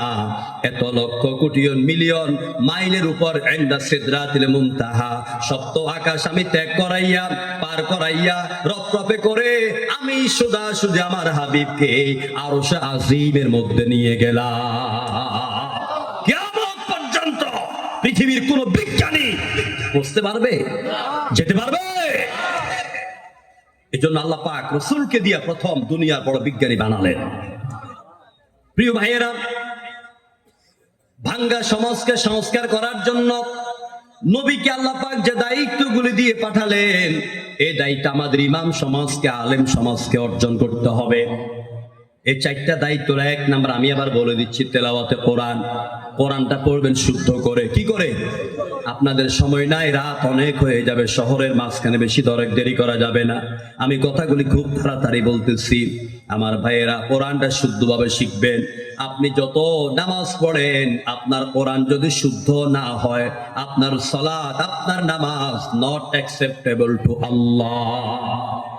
নামাজ কবুল হবে না। কারণ আপনি নামাজে দাঁড়ালেন, আপনি পড়বেন আলহামদুলিল্লাহি রাব্বিল আলামিন। আলহাম আলিফ লাম ইস্তিগরাকি, যাবতীয় প্রশংসা চিল্লায় বলেন তো কার জন্য? আল্লাহর জন্য। কিন্তু আপনি যদি হাই হুটতি জিমের পরের হা না পড়ে হামজার পরে হা দিয়া পড়েন আলহামদুলিল্লাহ। আলহামদুলিল্লাহ শব্দের অর্থ হচ্ছে সব প্রশংসা, আর আলহামদুলিল্লাহ অর্থ হলো চট্টগ্রামের ডাস্টবিনে যত ময়লা আছে সব আল্লাহর জন্য। এই জন্য কোরআন শুদ্ধ লাগবে। কি লাগবে? কোরআন শুদ্ধ লাগবে। কোরআনটা, এই যে রমজান মাস আসতেছে, আমার ভাইকে আমি বলবো, এই আগ্রাবাদে যত মসজিদ আছে, ইমাম, খতিব, মুয়াজ্জিন, খাদেমকে দিয়া জুমার দিন যেন সবাই দায়িত্ব নেয়, এই সমাজের আগ্রাবাদের মানুষগুলিকে যেন সহিভাবে কোরআন শিক্ষার জন্য রমজান মাসে আগ্রহী করতে পারে। রাজি আছেন তো আপনারা ইনশাআল্লাহ? 2 নম্বরে, নফসকে পরিশুদ্ধ করতে হবে। এলমে ওহী দ্বারা মানুষকে পরিবর্তন করতে হবে, জ্ঞান বিজ্ঞানের জগতে পদার্পণ করতে হবে। আমার ভাইয়েরা, নবী করিম সাল্লাল্লাহু আলাইহি ওয়াসাল্লামকে আল্লাহ পাক এই দুনিয়ার মধ্যে পাঠালেন সর্বশ্রেষ্ঠ আদর্শের অধিকারী করে। নবী করিম সাল্লাল্লাহু আলাইহি ওয়াসাল্লামকে সাহাবীরা প্রশ্ন করেছেন, হুজুর দুনিয়াতে আপনি কিভাবে এলেন, কেন এলেন? হুজুর বলছেন, আনা নবিয়ুর রাহমাহ, আমি দুনিয়াতে শান্তির বাতাসকে নিয়ে এসেছি, আমি দুনিয়াতে শান্তি প্রতিষ্ঠার জন্য এসেছি। সহিহ জামিউল আলবানী 1473 নম্বর হাদিস। এরপরে হযরত আবু হুরায়রা বলেন, ক্বালা কিলা ইয়া রাসূলুল্লাহ উদউ আলাল মুশরিকিন, হে রাসূল, মুশরিকরা আপনাকে এত কষ্ট দেয়, এত বাধা দেয়, এত নির্যাতন করে, আপনি মুশরিকদের জন্য বদদুয়া করেন যেন তারা শেষ হয়ে যায়। আল্লাহ নবী বলছেন, ক্বালা ইন্নী লাম উবআসু লাআনান ওয়া ইন্নামা বুইসতু রাহমা। ও আমার সাহাবীরা শুনে রাখো, আমি দুনিয়াতে কাউকে বদদুয়া দেওয়ার জন্য আসি নাই। আমি রাসূল এই দুনিয়াতে সমগ্র দল, মত, ধর্ম, বর্ণ নির্বিশেষে সকল মানুষের জন্য রহমত হয়ে এসেছি। তাইফের ময়দানে নবীজিকে পাথর মেরে লাল বানাইয়া দিল। জিব্রাইল এসে বলতে, হুজুর আপনি আমাকে বলেন তাইফের পাহাড়গুলিকে হাতের তালুতে উঠাবো, একটা আছাড় মারবো, গোটা তাইফবাসী ধ্বংস হয়ে যাবে। হুজুর বলছেন, জিব্রাইল রে, আমি যদি এই বদদুয়া দেই তাহলে তাইফবাসী ধ্বংস হয়ে যাবে, আর তাইফবাসী যদি চিরতর ধ্বংস হয়ে যায়, তামা হয়ে যায়, আমি কার কাছে পৌঁছাবো? লা ইলাহা ইল্লাল্লাহু মুহাম্মাদুর রাসূলুল্লাহ। জোরে করে আল্লাহু আকবার। সমাজে শান্তি প্রতিষ্ঠার জন্য উপায় হলো 2টা। জোরে কোন কয়টা? একটা হলো অনুশাসন, একটা হলো সুশাসন। আল্লাহ নবী এবং সাহাবায়ে কেরাম, উলামায়ে কেরাম, এরা অনুশাসন নয়, এরা সুশাসন সমাজে প্রতিষ্ঠা করতে চায়। আর সমাজকে শান্তি বানাবার জন্য সুশাসনের স্তর হলো 4টা। যেরকম কয়টা?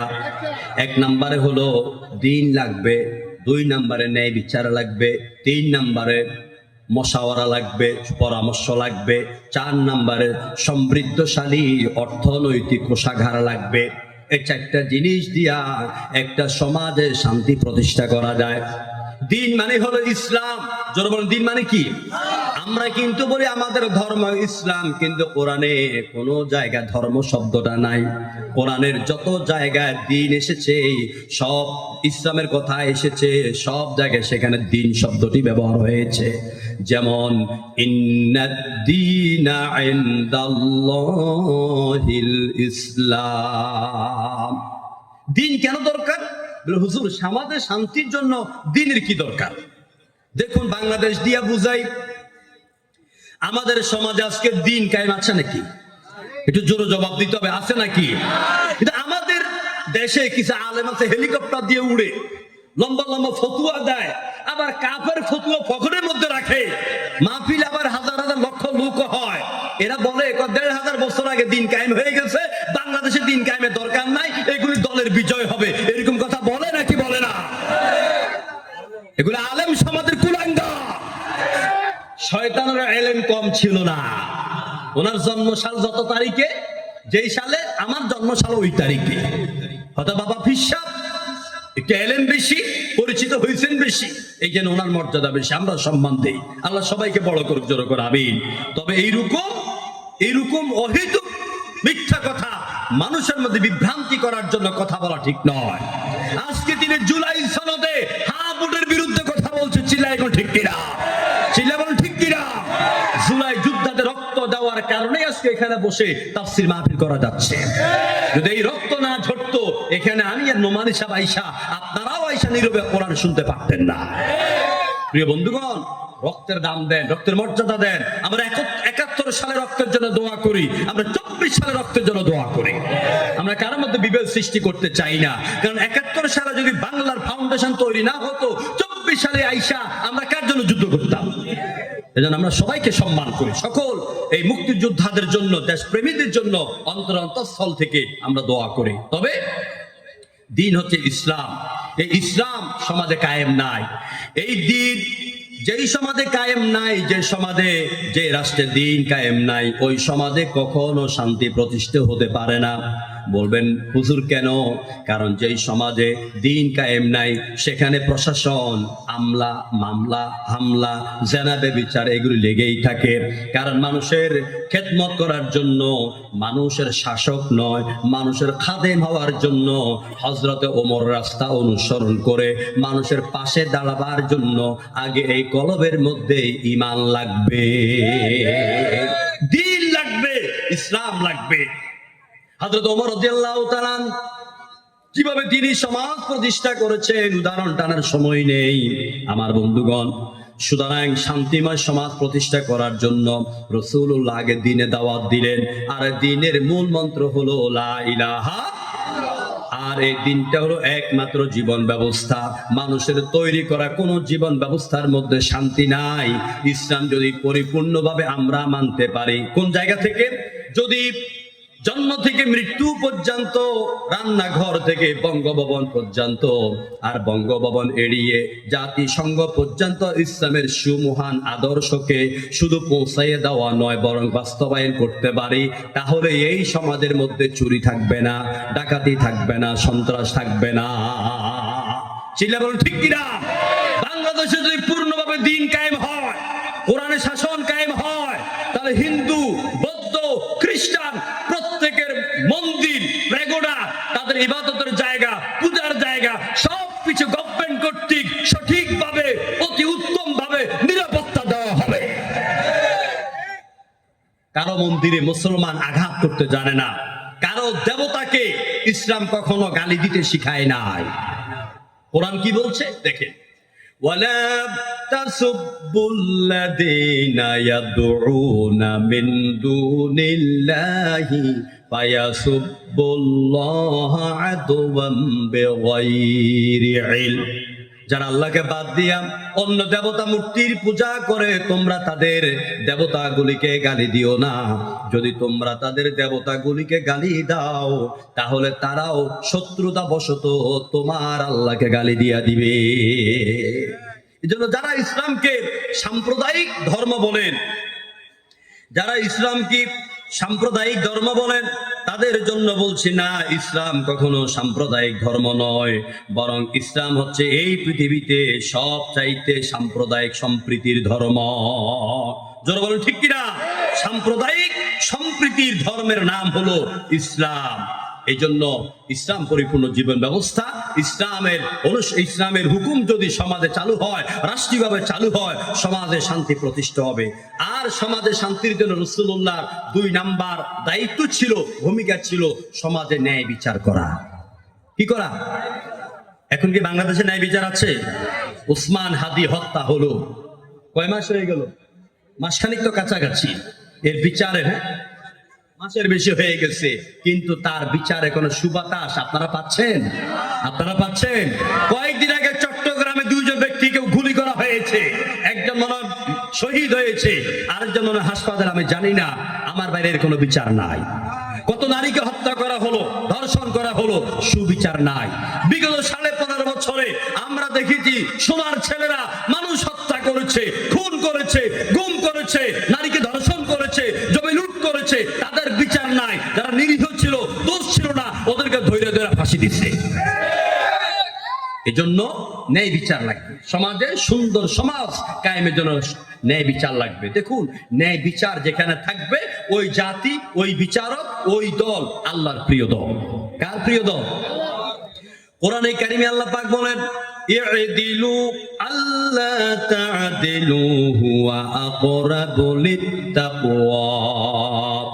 আমার ভাইয়েরা, তোমরা ন্যায় বিচার করো, কারণ ন্যায় বিচার হলো তাকওয়ার অন্তর নিকটবর্তী একটা বিষয়। এটা আল্লাহর কাছে তোমাদেরকে পৌঁছায় দিবে। আল কাদাউ সালাসা, বিচারক 3 প্রকার। এক প্রকার বিচারক চলে যাবে জান্নাতে, যারা সঠিক বিচার করে। দ্বিতীয় প্রকার বিচারক, যারা সত্য মিথ্যা শোনার পরে টাকা খাইয়া মিথ্যার দিকে রায় দেয়, এরা জাহান্নামে। 3 নাম্বার বিচারক, সত্যও শুনে না, মিথ্যাও শুনে না, বাড়ি দিমো, গালি দিমো, প্লেট দিমো, সব দিমো, তখন সে সেই পক্ষে দৌড়ায়। আর ওই পক্ষে দৌড়ায় বাড়ি গালি পাওয়ার পরেও কলার বরফ দিয়ে ল্যাংটা হইয়া ভারতের বর্ডারে ওদেরকে পাওয়া যায়। প্রিয় ভাইয়েরা, সুতরাং ন্যায় বিচার লাগবে।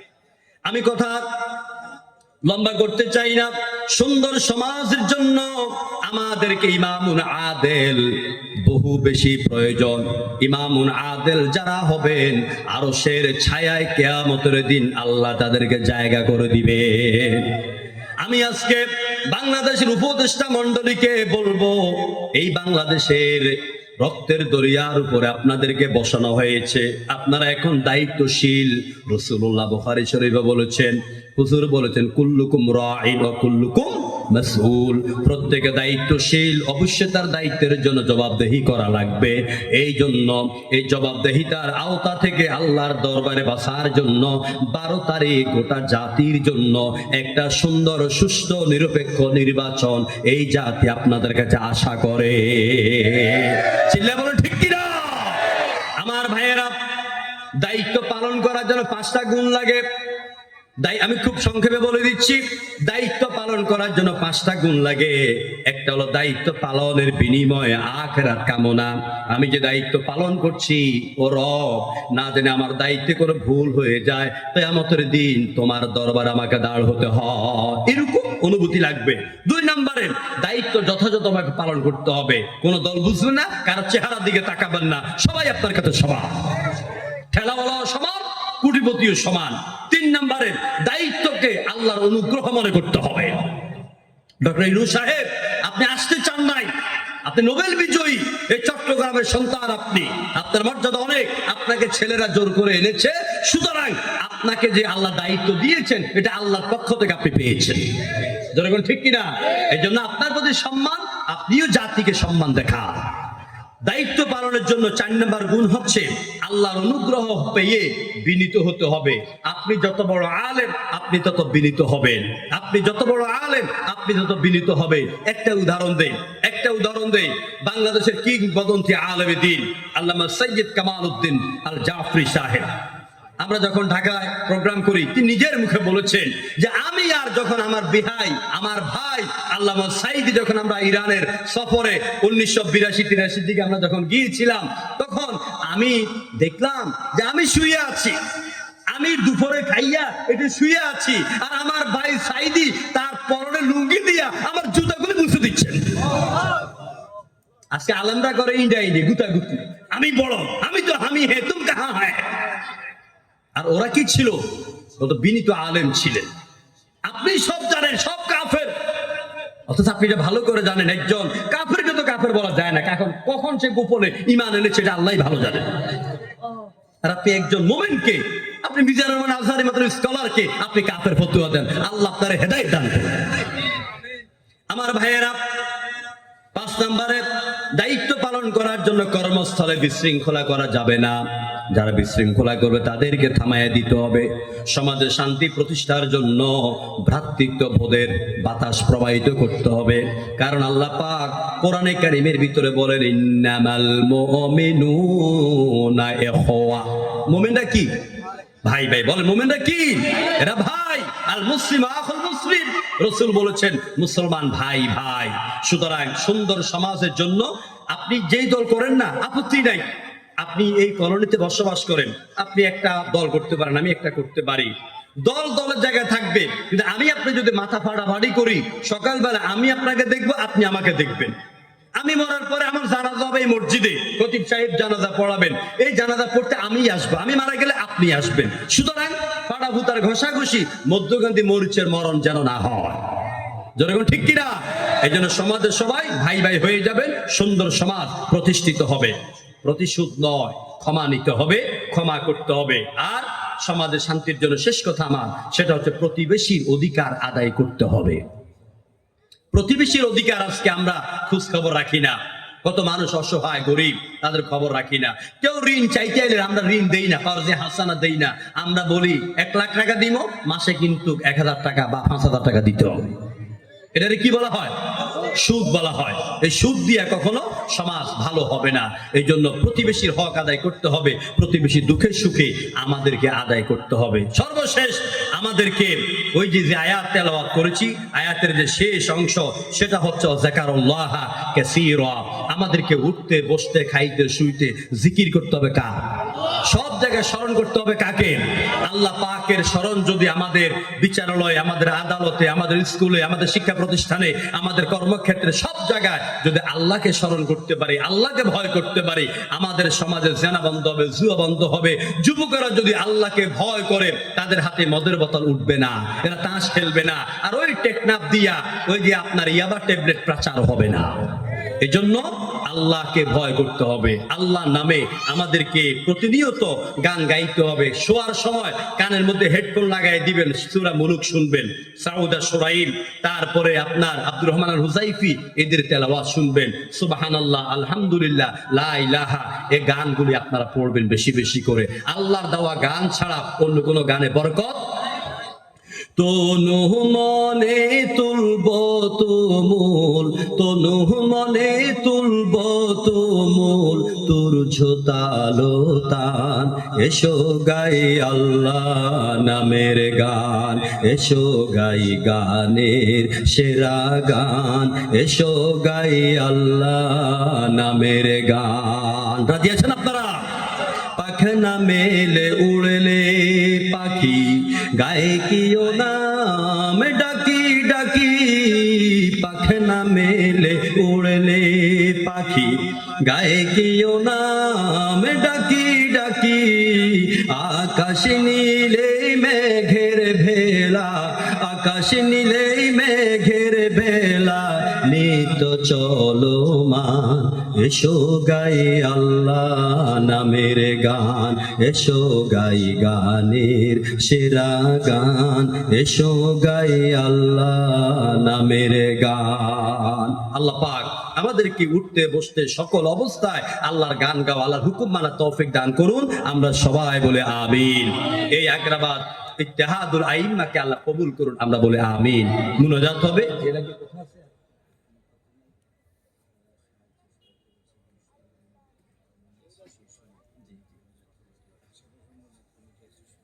জি ইনশাআল্লাহ। জি আমরা এখন দোয়া করব। আপনি দোয়া করে দেন না, মুরব্বী মানুষ, আমি তো গুনাহগার মানুষ, আমি ছোট্ট মানুষ, আমার এলেম কালাম নাই ভাই। আমি আপনাদের দোয়ায় জীবনে 30 বছর ছাত্র জীবন থেকে শুরু করেছি। আমি মোহতারাম আল্লামা সাইদির 5 বছর খাদেম ছিলাম। জুতাগুলি পরাইয়া দিতাম, টুপিটা পরাইয়া দিতাম। আমার ভাইরা, আমি নিজে অসুস্থ, আমার হার্টে 3টা রিং বসানো। আমি দোয়া চাই আল্লাহ পাক যাতে আমৃত্যু কোরআনে কথা বলতে পারি, খেদমত করতে পারি। আমি কিন্তু ইউটিউব ফেসবুকে এত ভাইরাল না, ভাইরাল যুক্ত কথাও আমি বলি না। উল্টাপাল্টা কথা বললে আবার লোকদের কাছে মাফ চাই না। আমি কথা বলতে হবে পড়াশোনা করে, ঠিক কিনা বলেন? আমার ভাইয়ের কথা, আমার গ্রামে গেছেন, হাতিয়ামুড়ি গেছিলেন আপনি, মনারগঞ্জে, উনি ওখানে ওয়াজ করেছেন। পরে লোকেরা আমাকে ফোন দিয়ে বলছে যে চিরং থেকে এক হুজুর আসছে ভাই, আমাকে তখন আমার এলাকায় আমার নিজের বাড়ির পাশে আমাকে মাহফিল করতে দেয় না 11 বছর। তো ওনার আলোচনা অনেক প্রশংসা করেছেন। আলহামদুলিল্লাহ, আপনাদের কাছে একজন ভালো আলেম আছে, সব মসজিদের ইমাম খতিব সবাই আলহামদুলিল্লাহ এখানে অনেক ভালো। তো রসুল সুন্দর সমাজের জন্য নারীদের যে অধিকারের কথা বলেছেন আমি সেখানে আর বলতে পারলাম না, যতটুকু বলেছি আল্লাহ যাতে বুঝার তৌফিক দেয় বলে আমিন। আমরা সকল ইমামদের জন্য, এই কলোনিতে যে অ্যাসোসিয়েশন আছে তাদের জন্য, আশপাশে মসজিদ কমিটি আছেন সবার জন্য আমরা দোয়া করব, প্রশাসনের জন্য দোয়া করব, বীর চট্টলার জন্য দোয়া করব। আপনারা যারা চাতক পাখির মতন বসেছিলেন, একটা লোক উঠা বসা করেন নাই, আমি সবার জন্য দোয়া করবো ইনশাআল্লাহ। আমাদের মধ্যে যারা অসুস্থ আছেন, হাসপাতালে আছেন, আমরা সবার জন্য দোয়া করব। আল্লাহ যেন সবাইকে সাফায়ে আজলা কামেলা নসিব করেন, আমরা বলে আমিন। আমরা অতীতে অনেক গুনাহ করেছি, নামাজ ছেড়েছি, মিথ্যা কথা বলেছি, জেনা ব্যভিচার করেছি, ওজনে কম দিয়েছি, মানুষকে ঠকিয়েছি। সব গুনাহগুলিকে মাথায় এক জায়গা করে আমরা চোখ বন্ধ করে আমরা তাওবার নিয়তে পড়ছি, আস্তাগফিরুল্লাহাল্লাযী লা ইলাহা ইল্লা হুয়াল হাইয়ুল কাইয়্যুম ওয়া আতুবু ইলাইহি। আল্লাহুম্মা সাল্লি আলা মুহাম্মদ ওয়া আলা আলি মুহাম্মদ। اللهم صل على محمد وعلى آل محمد كما صليت وسلمت على إبراهيم وعلى آل إبراهيم إنك حميد مجيد. اللهم آمين. ربنا ظلمنا أنفسنا وإن لم تغفر لنا وترحمنا لنكونن من الخاسرين. ربنا لا تزغ قلوبنا بعد إذ هديتنا وهب لنا من لدنك رحمة إنك أنت الوهاب. اللهم اجعلنا من التوابين واجعلنا من المتطهرين واجعلنا من عبادك الصالحين. رب العالمين বীর চট্টলার প্রাণ কেন্দ্র আগ্রাবাদ ইত্তেহাদুল আইম্মা কর্তৃক আয়োজিত, এই সংগঠন কর্তৃক আয়োজিত তাদের চলার পথের দ্বিতীয় বছর এত সুন্দর নান্দনিক কোরআনে কারিমের মাহফিলের আয়োজন করেছেন। শোনার জন্য অনেক ওলামায়ে কেরাম এসেছেন, যাদের ইলমিয়াতের জুতা বহন করার যোগ্যতাও আমার নাই।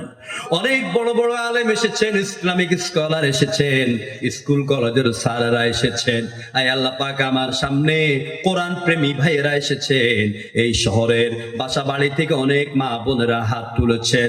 মাবুদ, আমাদের আজকের মাহফিলের শুরু থেকে সমাপন পর্যন্ত যা তুমি সওয়াব দিয়েছো, লক্ষ কোটি গুণে সওয়াব বাড়িয়ে সোনার মদিনা এতিম নবীজি বিশ্ব নবী রওজা মুবারকের সওয়াব পৌঁছায়া দাও। তামাম পৃথিবীর মাটির নিচে যত মুমিন মুমিনাত চিরদিনের জন্য ঘুমিয়ে আছেন, মেহেরবানি করে তাদের কবরের সওয়াবগুলি পৌঁছায়া দাও। আয় আল্লাহ তাআলা, এই মাহফিল আয়োজন যারা করেছেন, শোনার জন্য যারা এসেছেন, আর যারা তাদের পকেটের কষ্টার্জিত টাকা মাহফিলের জন্য ব্যয় করেছেন, দান করেছেন, রব্বুল আলামিন আমাদের মধ্যে যাদের আমাদের গর্ভধারিণী মা, আমাদের জনম দুঃখী মা দুনিয়ার থেকে বিদায় নিয়েছেন, মেহেরবানি করে আমাদের মায়ের কবরের সওয়াবগুলি পৌঁছায় দাও। আমাদের অনেকের আব্বাও চলে গেলেন, বাবা অন্ধকার কবরে শুয়ে আছেন, বাবার কবরে সওয়াবগুলি পৌঁছায়া দাও। ও মাবুদ, মা এত বড় নিয়ামত, যেখানে যাই চোখ বন্ধ করি মার চেহারা চোখের মধ্যে ভাসে। রব্বির হামহুমা কামা রব্বায়ানি সগীরা। পড়েন সবাই, রব্বির হামহুমা কামা রব্বায়ানি সগীরা। আয় আল্লাহ পাক, আমাদের আব্বা আম্মা যারা বেঁচে আছেন তাদেরকে হায়াত তাইয়্যিবা দান করে দাও, যারা অসুস্থ তাদেরকে শিফা দান করে দাও। আমাদের এই সমাজে, এই সোসাইটিতে, এই এলাকায় তোমার কত বান্দা বান্দি অসুস্থ আছে, বিছনাতে কাতরাচ্ছেন, অনেক অসুস্থ শরীর নিয়ে কোরআন শুনতে এসেছেন। আল্লাহ, কোরআনের বরকতে সবাইকে তুমি শিফা দান করে দাও। আয় আল্লাহ পাক, এই সোসাইটি, আশপাশের সকল মসজিদ কমিটি, সোসাইটি যারা মাহফিলের জন্য সহযোগিতা করেছেন, আল্লাহ তুমি দয়া করে তোমার রাসূলের সুন্নাত যেন তারা আমল করতে পারে রসুলের আদর্শ দিয়া। তুমি তাদের সমাজকে সুন্দর করে দাও, তাদের জীবনকে রসুলের সুন্নতি রং দিয়া তুমি রঙিন করে দাও। আর কিয়ামতের ময়দানে বিশ্বনবী মুহাম্মদ রাসূলুল্লাহর শাফাআত আমাদের সবার জন্য তুমি নসিব করে দাও। আয় আল্লাহ পাক, এই এলাকার 40টির উপরে মসজিদ, মসজিদের ইমাম, খতিব, মুয়াজ্জিন, খাদেম, মসজিদ কমিটি যারা আছেন, আল্লাহ সবাইকে তুমি নেক হায়াত দান করে দাও। ইমাম, খতিব এদের বেতন তুমি বৃদ্ধি করে দাও, সুন্দর করে পরিবার নিয়ে চলার তৌফিক দান করে দাও। আমাদের অনেকের মেয়ে বড় হয়েছে, আল্লাহ তুমি দয়া করে দিনদার সৎ পাত্র মিলাইয়া দাও। অনেকের ছেলে বড় হয়েছে, আল্লাহ শ্বশুর শাশুড়িকে মান্য করে চলে এমন পুত্রবধূ তুমি দান করে দাও। আল্লাহ পাক আমার পর্দার অন্তরালের মা বোনদেরকে মা আয়েশার মতন, মা খাদিজার মতন দিনদার বা পরেজগার বানাইয়া দাও। মা বোনদেরকে পর্দানশীল বানাইয়া দাও। আমাদের যার মনে যত দুঃখ বেদনা আছে, সব লুকায়িত দুঃখ বেদনা সম্পর্কে তুমি জানো। তুমি তো আলিম বিদাতিস সুদূর, আমাদের সকল বেদনাগুলি দূর করে দাও। ও মাবুদ, এই আইম্মা পরিষদকে তুমি কবুল করো। প্রতি বছর যেন নান্দনিকে সুন্দর আয়োজন করতে পারে, ধারাবাহিক তাফসীরের একটা ব্যবস্থা এখানে প্যারেড ময়দানের মতন তুমি আয়োজন করে দাও রব্বুল আলামিন। বাংলাদেশ নিয়ে বলি, আমাদের মাতৃভূমি বাংলাদেশ। আয় আল্লাহ পাক, 54 বছর দেখলাম যারাই আসে তারাই সুন্দরী এই বাংলাদেশ নামক মাটাকে ধর্ষণ করে চলে গেল। আল্লাহ পাক, এই সুন্দরী বাংলাদেশ মাটাকে আর যেন কেউ ধর্ষণ করতে না পারে, দয়া করে দেশটাকে তুমি হেফাজত করো। এদেশের দিনকে হেফাজত করো, এই দেশের মানব সম্পদ হেফাজত করো, এই দেশের পশু সম্পদ, পানি সম্পদ, বৃক্ষ সম্পদ, মানব সম্পদকে, এই দেশের সার্বভৌমত্বকে আল্লাহ বিদেশি শকুনদের নজর থেকে তুমি রক্ষা করো। আল্লাহ আল্লাহ তাআলা বীর চট্টল ওলিউল্লাহ শহর, এই শহরকে সকল বিপদ থেকে রক্ষা করিও আল্লাহ। রব্বুল আলামিন, আমার যুবক ভাইদের চরিত্রকে ভালো বানাইয়া দাও। আমাদের মধ্যে যারা বেনামাজি তাদেরকে নামাজি বানাও। যে যুবক ভাইয়ের মত জুয়া, গাঁজা, যারা দর্শন, আয় আল্লাহ সন্ত্রাসী কর্মকাণ্ড করে জীবনটাকে জাহান্নামী বানায় ফেললো, আল্লাহ কোরআনের বরকতে দোয়া করি আমার এই চট্টগ্রামে হায়দ্রাবাদের যুবক ভাইগুলিকে হযরতে খাব্বাব আর খুবাইবের মতন ইমানদার চরিত্রবান বানাইয়া দাও। আয় আল্লাহ পাক, আমার ভাই জনাব আয় আল্লাহ পাক আবু হানিফা মুহাম্মদ নোমান তাকে এবং তার নেতৃত্বে যারা আছেন, আল্লাহ সবাইকে তুমি কবুল করে নাও। সুবহানা রাব্বিকা রাব্বিল ইজ্জাতি আম্মা ইয়াসিফুন ওয়া সালামুন আলাল মুরসালিন ওয়ালহামদুলিল্লাহি রাব্বিল আলামিন। ওয়া জাআল আখিরা কালামিনা عند الموت لا إله إلا الله محمد رسول الله. السلام عليكم.